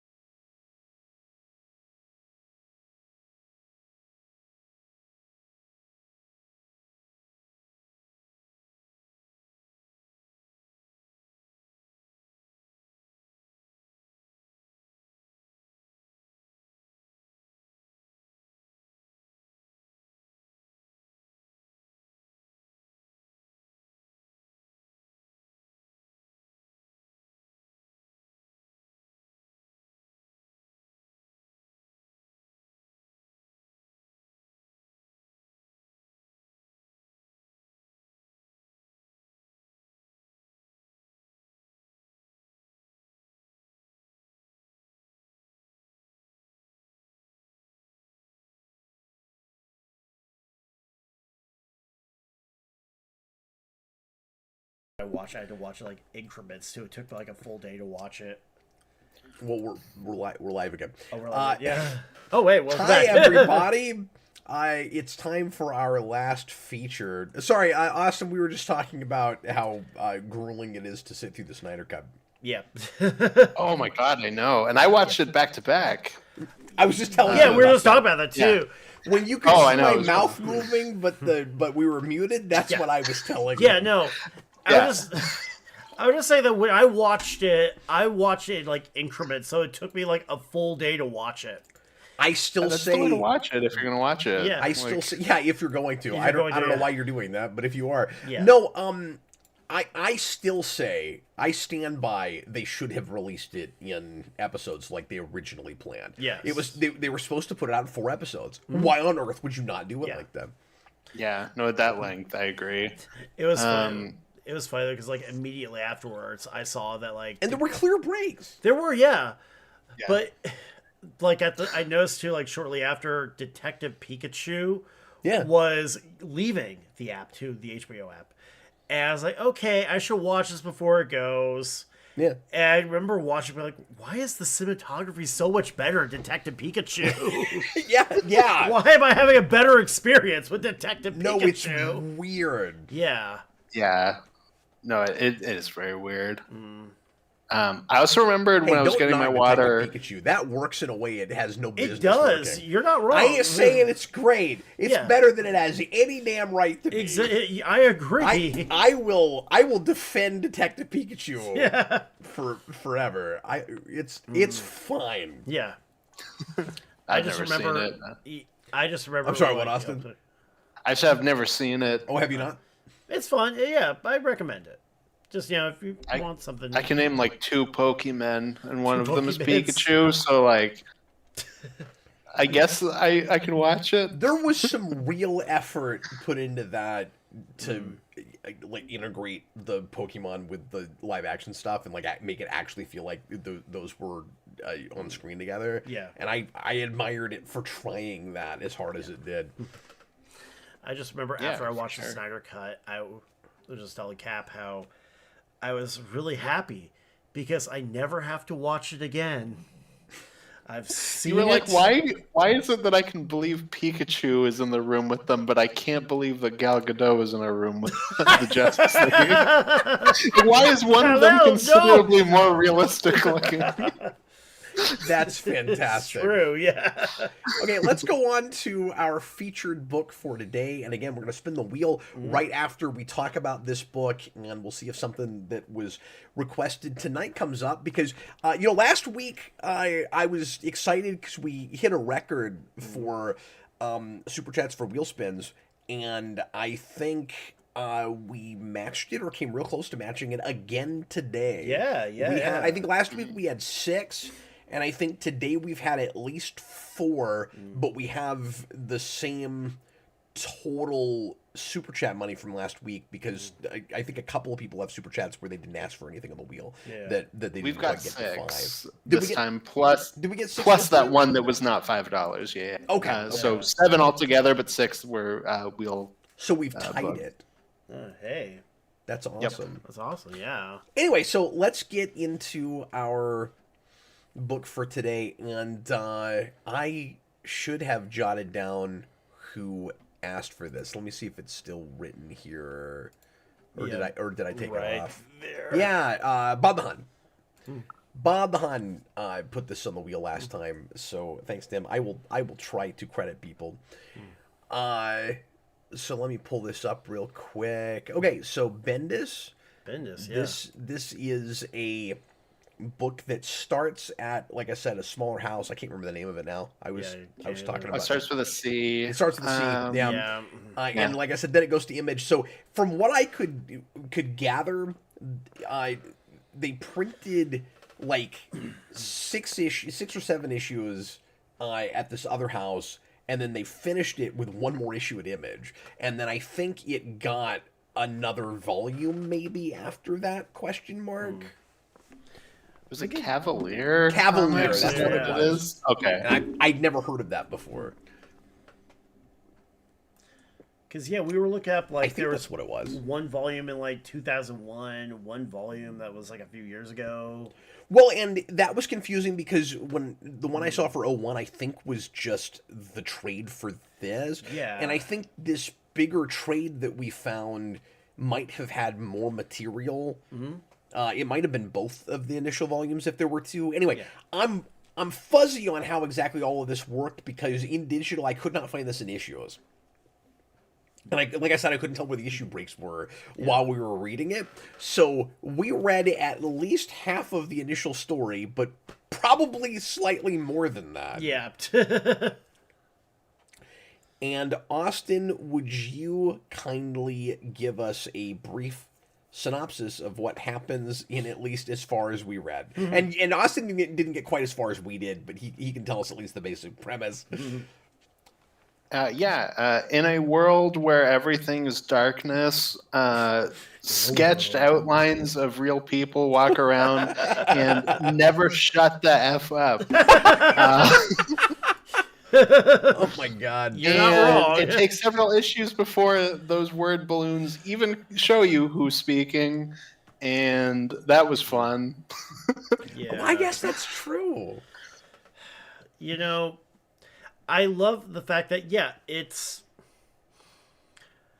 clear that Bendis drew this, and Bendis used reference models, including, as you can see, That's himself. like the kindest way you could put that. I'm being very He gentle. does at least credit the actors at let's one at least point. credit There the is like actors. this person is this person, Yeah. and whatnot. I mean, it's funny. I didn't look at all of those. There was one that was definitely Kevin Smith. If it wasn't Kevin Smith, I'd be shocked. Yeah. And Bendis put himself in the book, too. And he makes himself the worst character He on purpose, which I think is pretty funny. That's pretty great, yeah. It's not him getting to sleep with Kitty Pryde like an Ultimate Spider-Man. As soon as I saw it, I was like, oh, this is surreal. Look, it's Bendis. Yeah. In Bendis' book. Yeah. And he's like a obnoxious gangbanger type who double crosses our protagonist, and then they turn back around and become allies again. What was the name? Like Columbia the Con Man or something like that? Yeah, and I only caught his name because of the Hostess fruit pie parody they do. I do have to give where credit. he shoves a pie up a kid's ass, and it was very Yeah, I forgot. RJ Godzilla says Jinx is Michael Bendis trying to beat Frank Miller by doing his own Sin City. I was getting that from it. Yeah, I mean, it's very, very Sin City, but also without a lot of stuff that makes Sin City good. It reminded me of like a person just got out of the cinema seeing Pulp Fiction and went, I can do that. I mean, look, he uses the Firestorm word in this book, too. There's a part where, he walks in and is like, what do you think I am, eh? Oh, that's true. I was kind of surprised that was there, Yeah, it has that same kind of neo-noir feel of a Sin City. It's clear he's trying to be like hyper stylized. He's doing sort of the Frank Miller purple prose thing, but it's mixed with a lot of just kind of real typical modern 90s speak. Yeah. And so it's not especially consistent about that, where it's like Sin City works because it's so timeless. Yeah. And this even comes out and has Jinx or she calls herself like a 90s girl too. Yeah. That's what I was gonna say. Is she's like, it's difficult to like do live in the city in the 90s or be a woman in the 90s. I can't remember what exactly it is she says, but I had to stop reading at one point and look up when Buffy started because I was like, this is so like just Whedon-y in the dialogue, and it's weird because that starts after this. But I had it throughout. I also had like an issue following it, and just in the sense that I felt like every character all spoke the same. Like they all were that kind of quirky, like reverency I character. agree with that. Yeah. I wasn't getting Whedon speak from it, but I can see where you're coming from. What I was getting was just a more juvenile version of issues I've had with Bendis in other things. Yeah. Yes, 100%. It's self-indulgent in the same way that Whedon can sometimes be, where it feels like your characters, if not just being like a mouthpiece for the writer, are just saying a bunch of things that, like, you can see the writer too much in it. Where it just feels like, here's a passing thought that this writer has had. Right. And there's a difference between writing what you know and having every character just kind of be your brain. Yeah, you have and to... This has that self-indulgent thing. Yeah. And Bendis, in even some of his later work, will sometimes fall into that for like 2 or 3 pages where there's just, in his mind, this fun conversation that he really wants characters to have so that he can like get something off his chest or something. Yeah. That's this, but everywhere. Yeah. But everywhere. No, yeah. This really does feel like the man before he like refined his style into what it will be in the 2000s. And part of it made me wonder, like, is it just a case where like you need somebody kind of like prodding Bendis, like, hey, dial it back a little bit? And there's just like this window where he gets hot at Marvel and he has that, and then the guy at Marvel and slowly loses it. Is that like gets too big for you? The editor's like, we can't tell him now. He's one of the architects. Well, exactly. I wonder how much of it is also being confined by deadlines. Sure, yeah. Because this is Bendis kind of all on his lonesome doing in underground indie book. He's got as much time as he wants. Yeah. He can be as long as he wants it to be. I mean, I say that like it was at a house. Maybe they had deadlines. It reads like he did it in his basement and put it out like Eastman and Laird Ninja Turtles or something. Like it really reads like that. And it's got that kind of Dark Horse Mask, real juvenile thing where it's like, I'm going to have characters say the worst words you can say because I can. Like it really has that.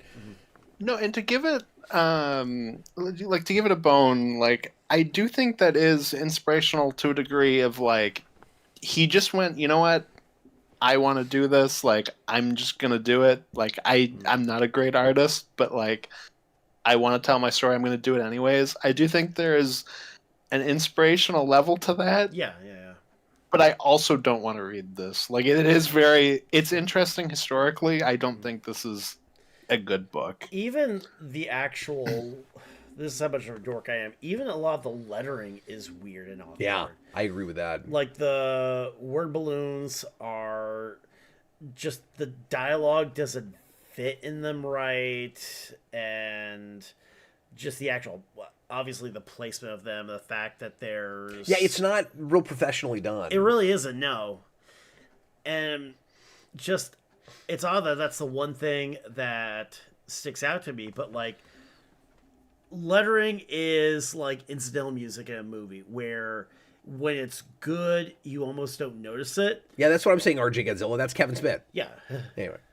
But when it's bad, it's the first and only thing you notice. And yeah, no, very true. That panel is just all text. Yeah, it's nuts.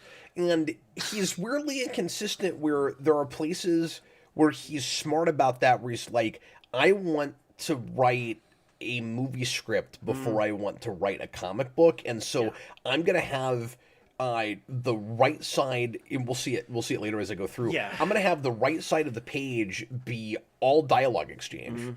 And I'm going to draw the left side and not put balloons in mouths. I wonder if that shouldn't have just been the format for most of the book, especially when you get... Well, there's parts where it goes through the middle, too. Like, it kind of jumps around, where, it does get very scripty, where it's like...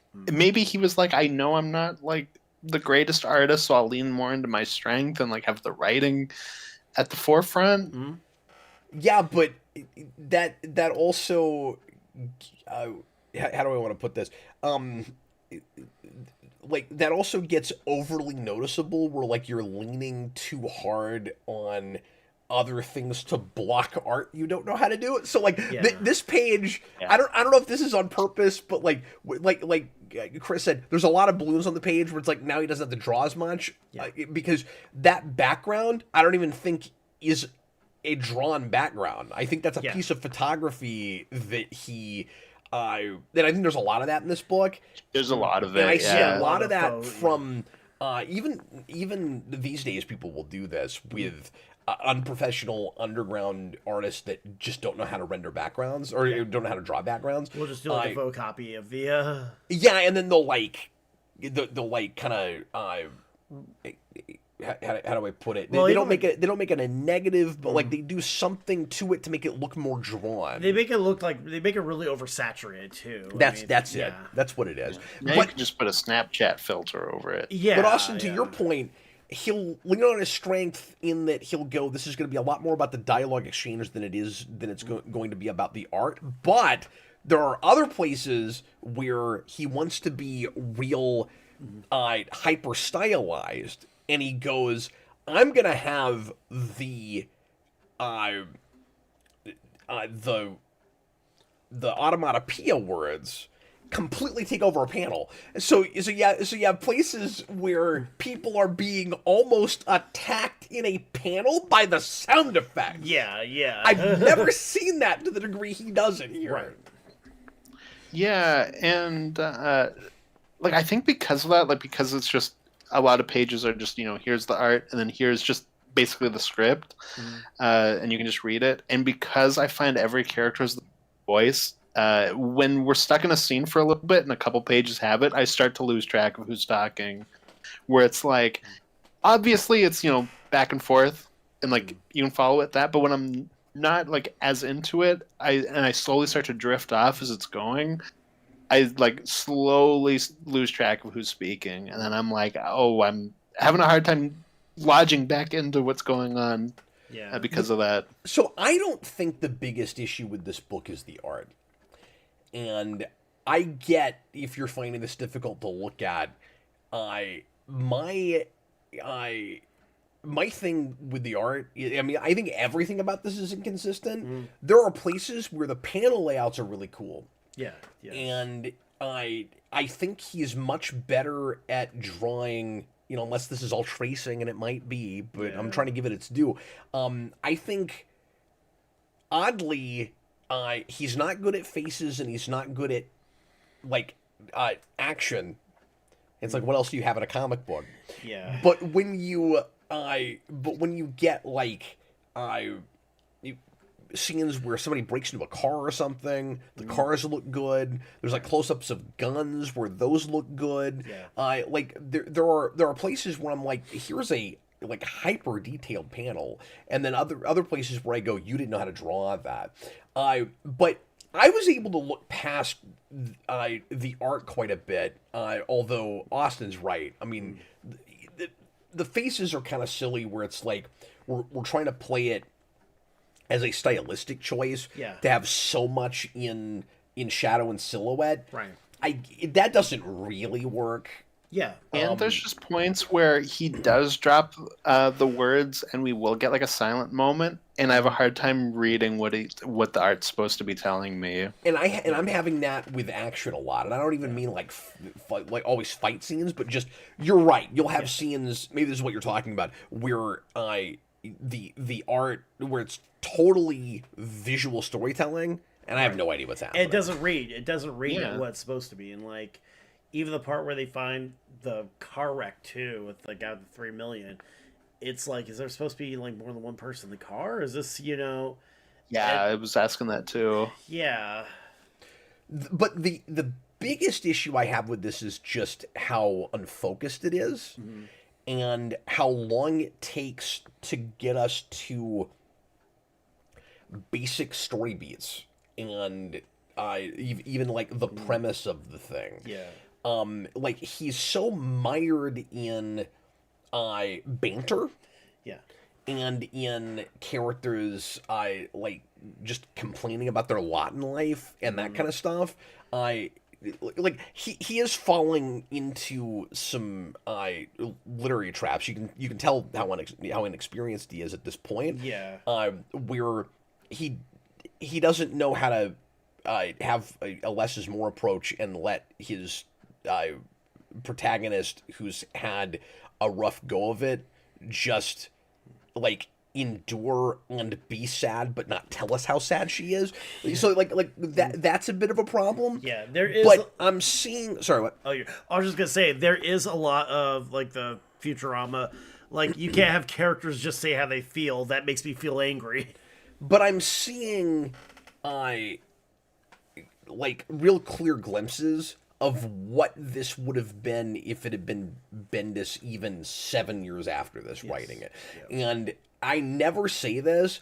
I wish I wouldn't want to see him do it now. I wish he had redone this. Yes. I wish 10 years after this came out, he had completely started from scratch and done it in half as many issues. And like, there's good Bendis decompressed, certainly. Yes. But this is like overwritten and decompressed.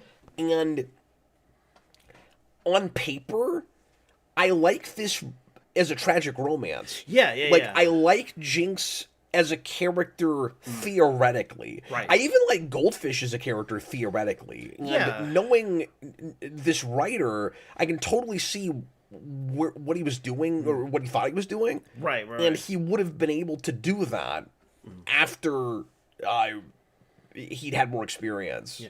This is very much Bendis trying to figure out his own style.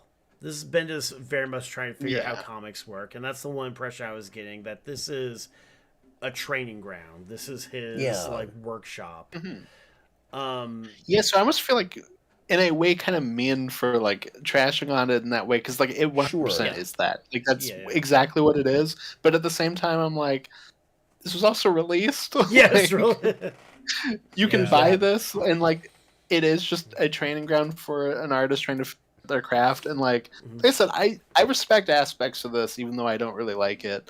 But I do just feel like I get the better version of this with Alias later on. Like it does feel like the stepping stone to that.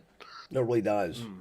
But like, you have a really simple story at the core of this, with a piece that is treating itself like it is way more complicated than it is. Yeah.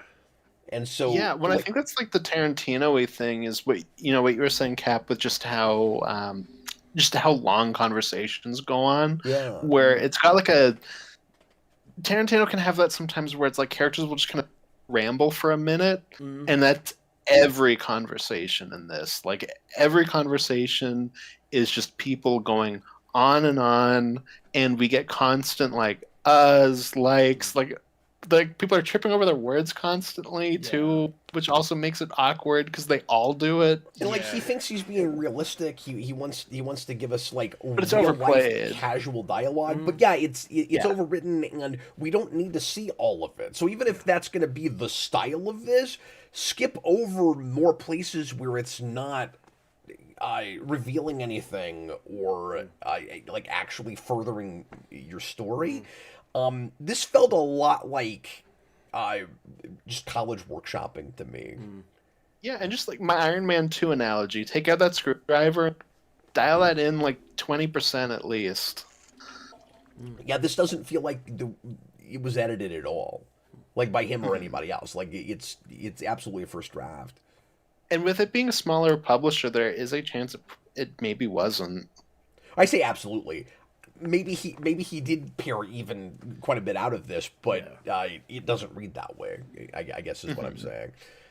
But like real simple story at the core of this. You've got two criminals, one of which doesn't want to be a criminal, but is too bored doing anything else and can't see himself having like a regular life. So he's making the mistake of continuing on with this life, and they stumble upon it's basically like a treasure hunting story where like there's $3 million somewhere.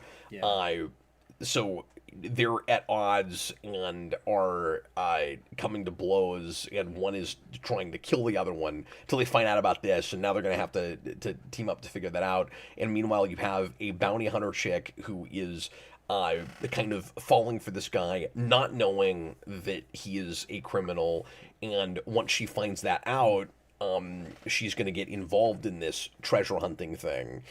And I just don't think you need this many pages to tell this story. No, yeah.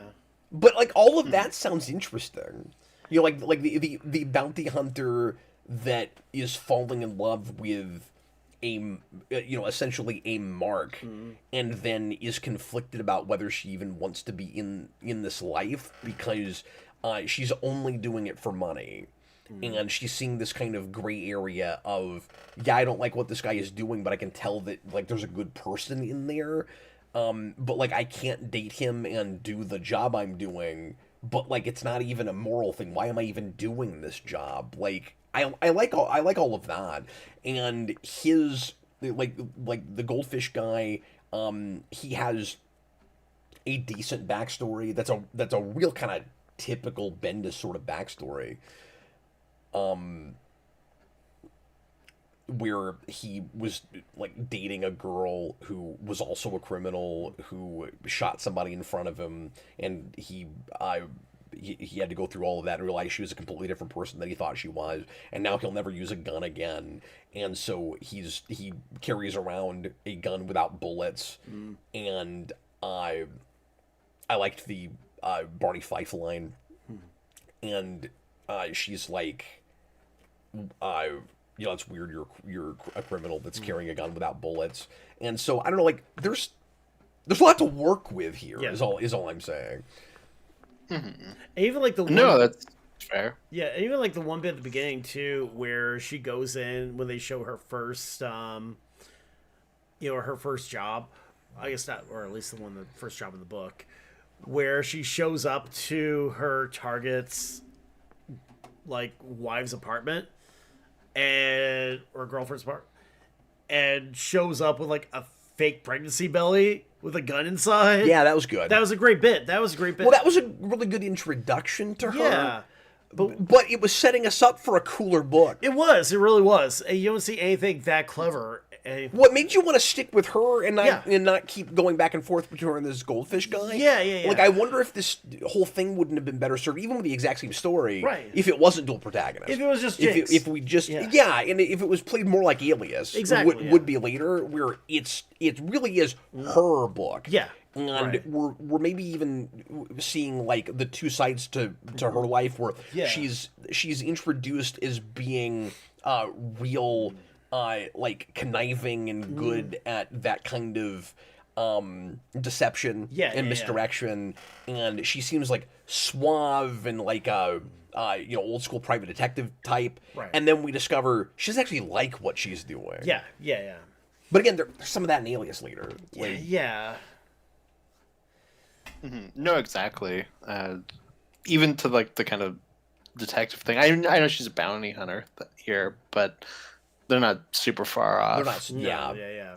And it feels like a detective book, even though like you're not really investigating a mystery, but the flavor of it is that.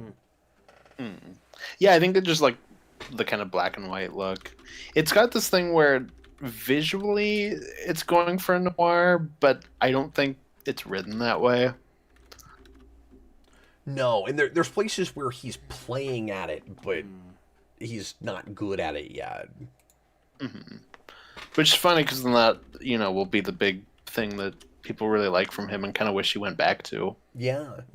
Well, and this is only a couple years later, even Sam and Twitch, and again, he brings her into that, which is weird, is in a lot of ways like this figure it out. And I feel like what we're reading here is practice. Yeah.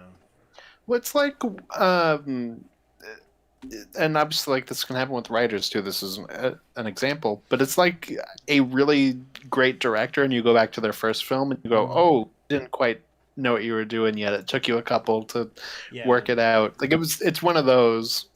But it's always interesting because you can see, of course, like, their the sensibilities that they'll continue to use throughout, and like thematic things they always like to go to, and like character archetypes. And I like, if you didn't have Bendis's name on this and you were familiar with this writer at all, you'd know it was him.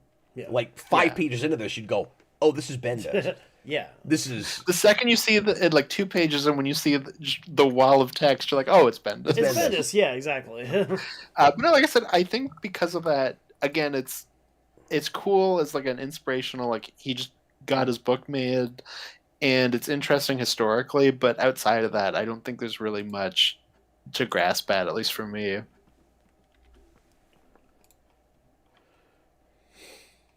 Yeah, I mean, I did find myself, and we read a little bit further than you did. I did find myself a little bit curious, I guess, as to like how the romance would be handled. Like once they actually get together. Like she rescues him from some guys that are trying to get to the 3 million, and then she blows up a building because like she's a badass.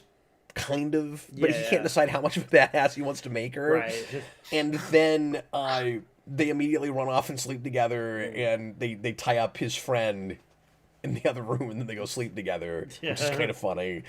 And then they're gonna go try to find the money after that. And like, if the exchanges weren't so like cumbersome and long, I would be curious enough to maybe finish this, but I was already, especially like halfway through to where I got Austin, I was starting to skim pretty hard.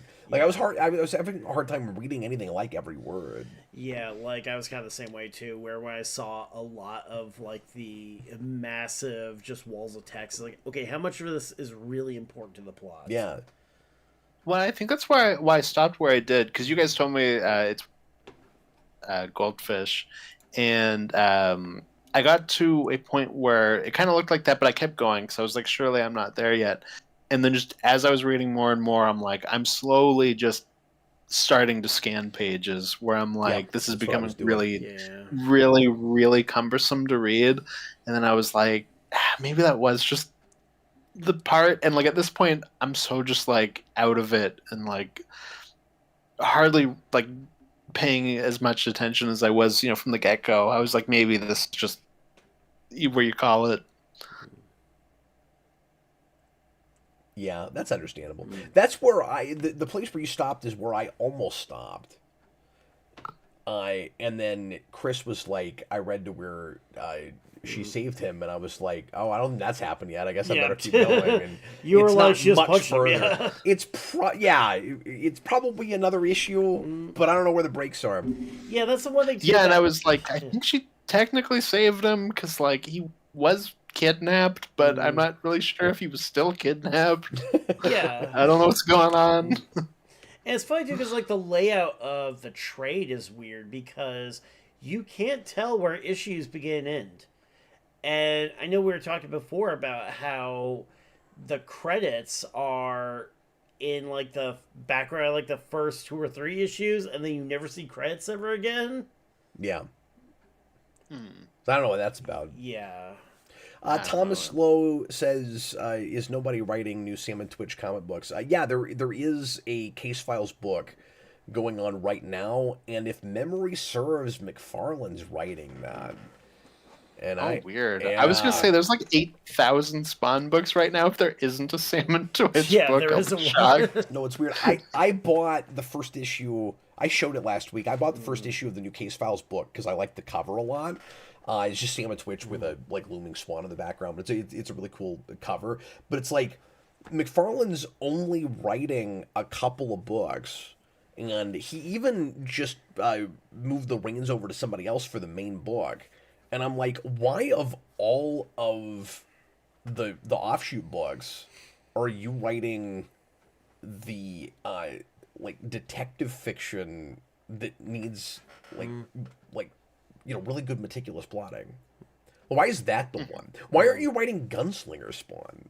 Maybe he is writing Gunslinger. I can't remember. There's at least one other one that he's doing at the moment. Okay, and I imagine because the main book's so close to 400, I'd be shocked if he doesn't take it over for at least that issue. but maybe not. Like, it's weird he dropped off when he did and didn't write it out to 400. Yeah. But it's not like That's what I mean. It's not far off. But it's also not like he's written every issue of that book or anything.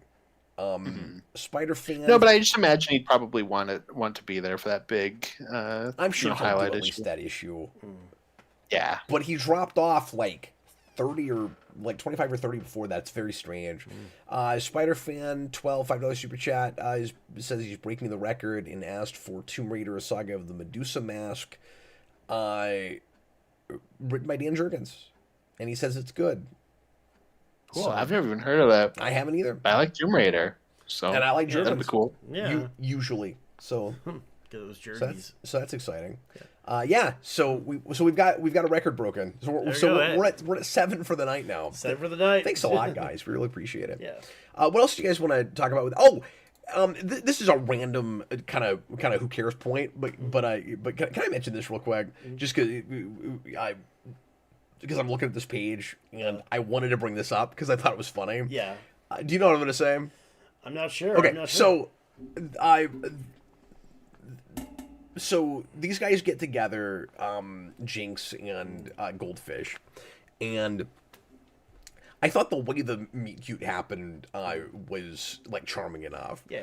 And they go to this diner to have a muffin. They make a real big deal out of the muffin. But the muffin, yes. And she's trying to figure out a way to break the ice with him.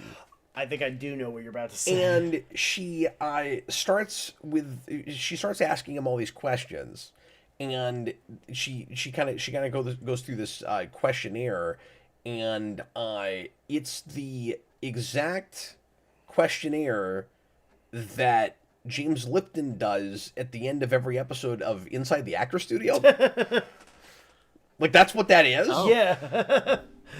So I've heard like a ton because I went down a rabbit hole at one point and watched a lot of those when they were on YouTube and they hadn't gotten taken down yet because there's no way to watch those.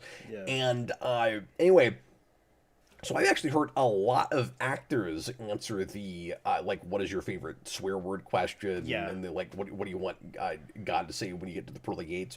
And that was just very distracting. Where I was like, why is this the thing? Yeah. Well, what's funny too and his answers for a lot of those things were weird. Where I was like, that was the big place, Austin, where I went, this guy doesn't feel like a character.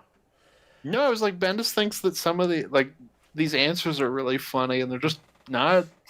Well, and whether you find them funny or not, or clever, I should say, before funny. Yeah, but like whether you think that's amusing, the more important thing is that we're like seeing the outline of a character coming together.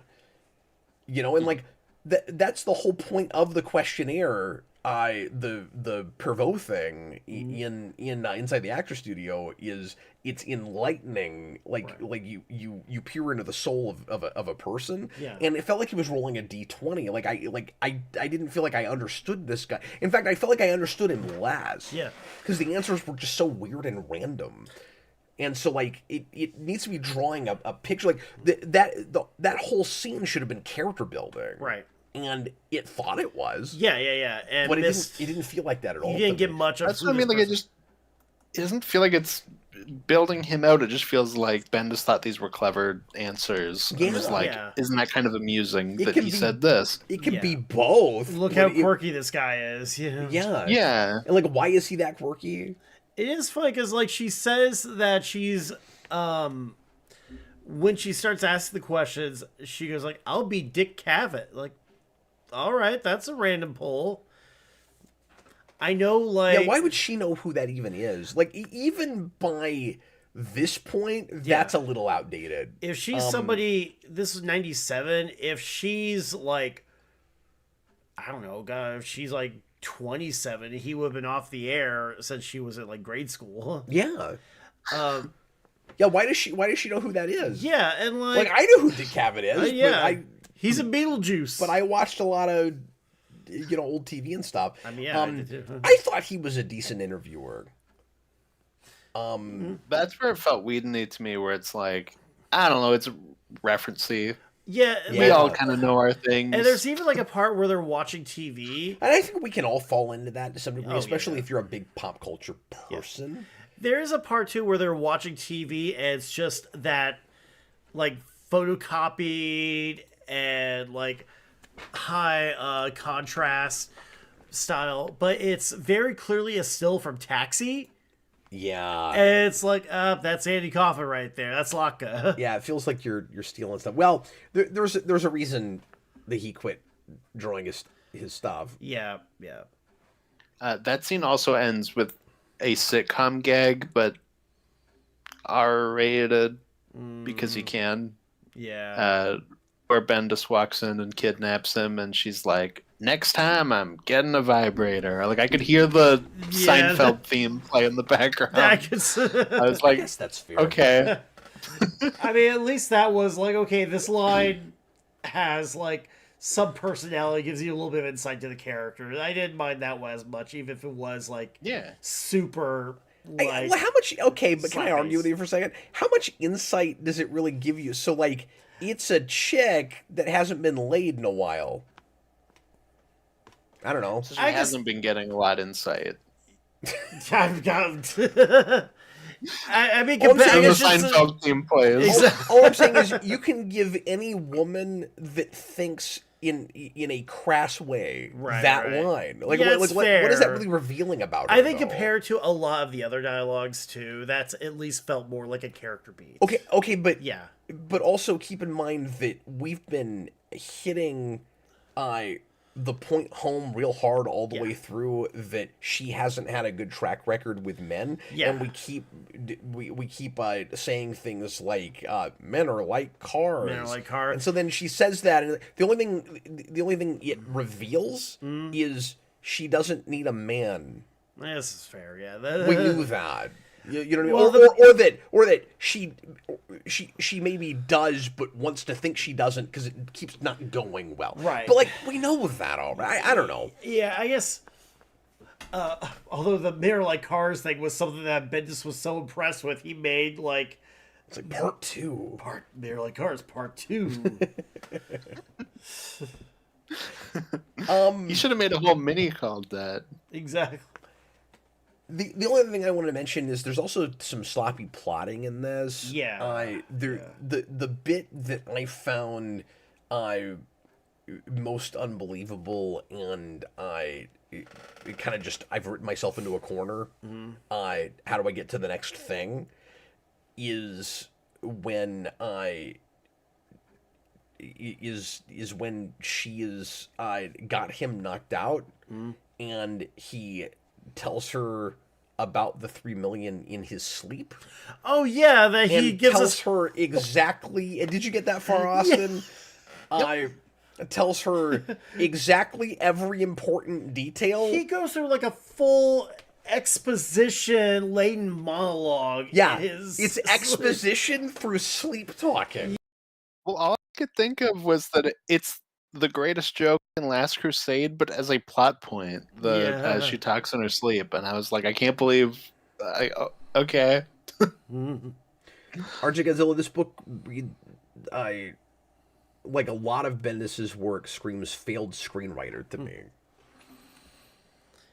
And that's fair. I can see that. You know, it does feel very much like somebody who went to film school in the 90s after watching Pulp Fiction and trying to do that style, but not quite getting what made Pulp Fiction work. Now, Austin, let me ask you this real quick. Are you, Yes. just to a point you made earlier, do you think we're maybe scrutinizing this, or I guess you can just speak for yourself, but do you think you're maybe scrutinizing this harder because you know this writer? And like, if this was just like some underground thing that somebody requested, like, would we be talking about it differently if it was somebody we'd never read before? I just wonder. Straight up, no. I genuinely think I'm a slightly more positive because of that. Just because I don't know that I would have the same historical like interest, or I said, just kind of That's true. Or again, that kind of inspirational, like, well, he made it. Like, he did this and then he became the guy at Marvel. Like, But you wouldn't have that as much if it was just a guy in his basement made a book, put it out there, and then it just kind of went anywhere. Like, you'd be like, that's cool, but it's not like the same. You know what I mean? Because it's like, oh, you did that and then became the guy. Yeah. So like, I do feel like I'm maybe a little bit nicer because of that. But I think overall, I probably would still have all the same issue. I think like there is a part of it that does kind of feel like we're giving like a D to the A student. Like, we know what he can do. And I think, at least for me, there is that little bit where it's like, you're not living up to your potential, Brian. We know you could do better. You just need to reach down deep inside. Well, yeah, I'm looking at it more like if you read, like the high school poetry of a writer that you really respected, who did stuff like, in his 20s and 30s. You know what I mean? Yeah. Where it's like, now. This is different from that because it's not like it's in a drawer and he wishes nobody saw it. Like, he's optioning it. He wants this story to be told again. But it does read like that a little bit to me, where it's like this is just before somebody that has a lot of talent knows what to do with it and knows how to refine it and all of that. No, and I think, like, so recently I watched Within the Woods, which, if you don't know, is the, like, I think like 10, 15 minute, maybe it's a little longer. It's like 20 at most. It's the Evil Dead pitch video that Sam Raimi made to like get people to invest in them making a movie. And it is like shot on like the worst quality imaginable film. Like, you can barely tell what's happening.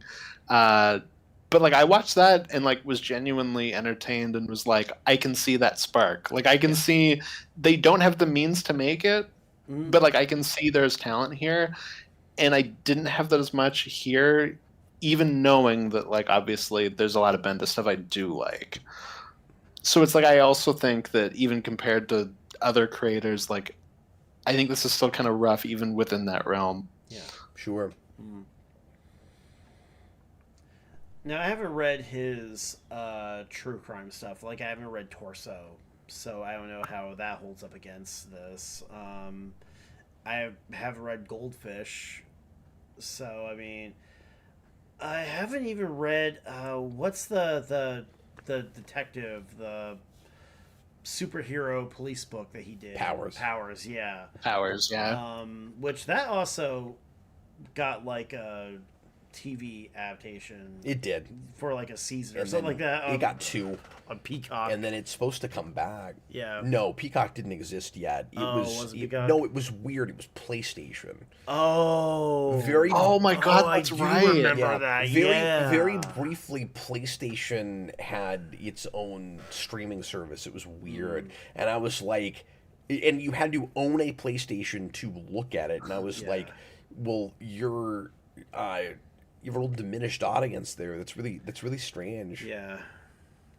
That's like how Cobra Kai starts on YouTube Red. I know, YouTube Red. Yeah. People remember that, but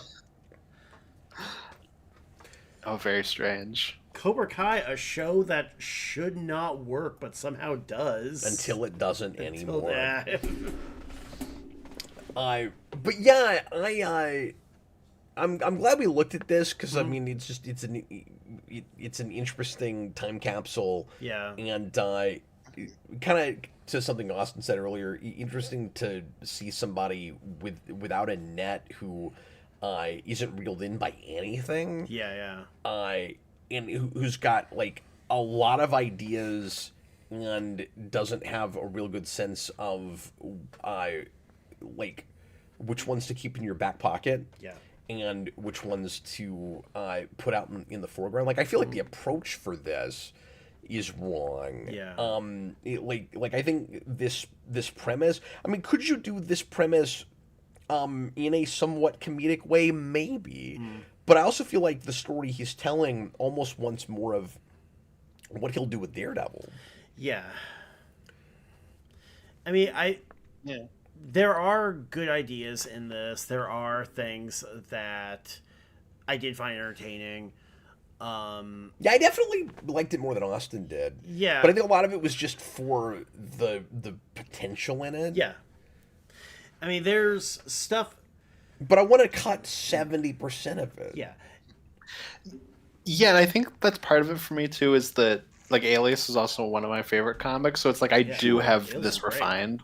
So Yeah. it's like I do kind of like already have that experience, so I'm not thinking like as much about like how do I fix this. Where I'm like, oh, I kind of already have this fixed. There is a lot of. It was interesting reading it because Well, it's. real quick, the romance angle is something that I've not seen really refined with this. And Yeah, for sure. I've not read through Alias, but I don't think that does that. And so like I'm seeing a story that could have been cool Yeah. with that's fair. with the exact same beats is all I'm saying. But anyway. I was just saying too that it is interesting because you do see a lot of. It's sort of the Rosetta Stone for Bendis too. Like if you want to understand Bendis's quirks in like its purest form, you have, for better or worse, you have it here, and that was at least interesting. And again, like on paper, the story isn't bad. That's what I think. Yeah. But it's. I agree. Yeah, it's a little rough going, but it's. Well, it also just feels like a kid just got out of high school. Exactly, yeah.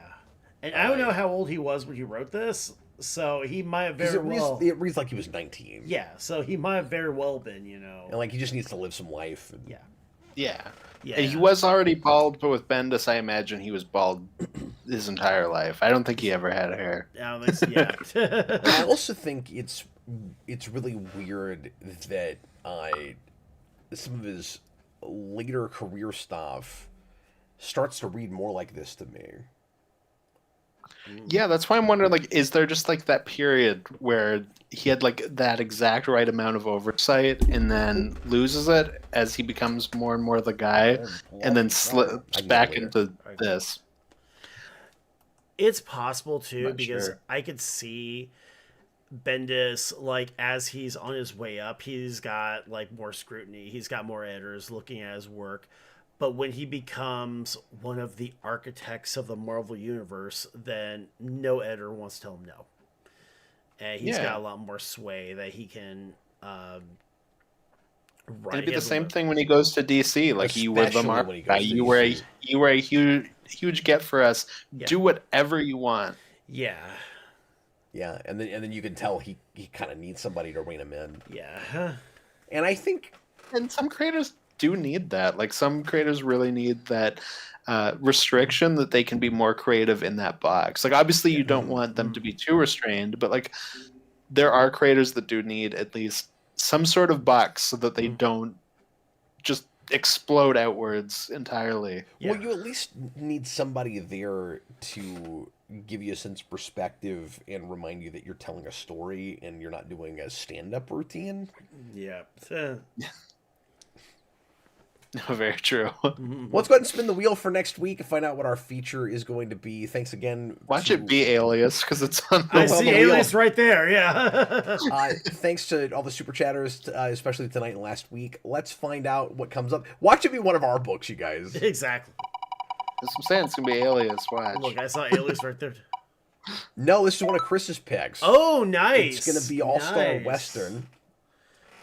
Ooh. Yeah. And is that New 52 book? It Or is is. that okay, I it's thought the New so. 52 where it's Jonah Hexen like Amadeus Arkham. And Yeah, it's a I remember West- that was coming out. I might have read like an issue of it. Yeah. but was that is that just like a 6-issue story? Or... No, I mean there's an arc. There's an opening arc. Okay. But it was meant to be ongoing. But was that one of the books that finished at 12? I think so. Yeah. I thought so. Yeah, like Resurrection Man. Yeah, that yeah, was exactly. At 12. I mean, there's a lot of cool ideas in it too. Like it's been a while since I've read it, but like you have stuff like the Crime Bible and, the Mad Woman in the Attic. So it pulls from like a couple different things. But yeah, I mean, it's just kind of like a cool. I thought it was one of my. I mean, I liked it more than a lot of New 52 stuff. I'd put it probably in my top 10 at least. So, well, I'm excited to read that. Yeah. Well, sorry to Super Shatters that we didn't end up with one of yours, but never fear, because you guys have massively changed the statistics on the wheel, and now that we've got a lot of takers with that, we're not going to need to keep loading it with our stuff. So eventually our stuff will all come off, and we'll probably come back and add some stuff at some point, right? Just so that occasionally our stuff comes up, because this kind of replaced the vault, and so I know Austin and I both have things that we would like to review at some point, but we appreciate all the requests, and there's a real eclectic assortment. Yes, there is things here now. Yeah, not all great books, too. It's a little frightening every time you spin the wheel now. That Marvel is stare at me. It's yeah, we're being trolled a bit for cash. Yeah.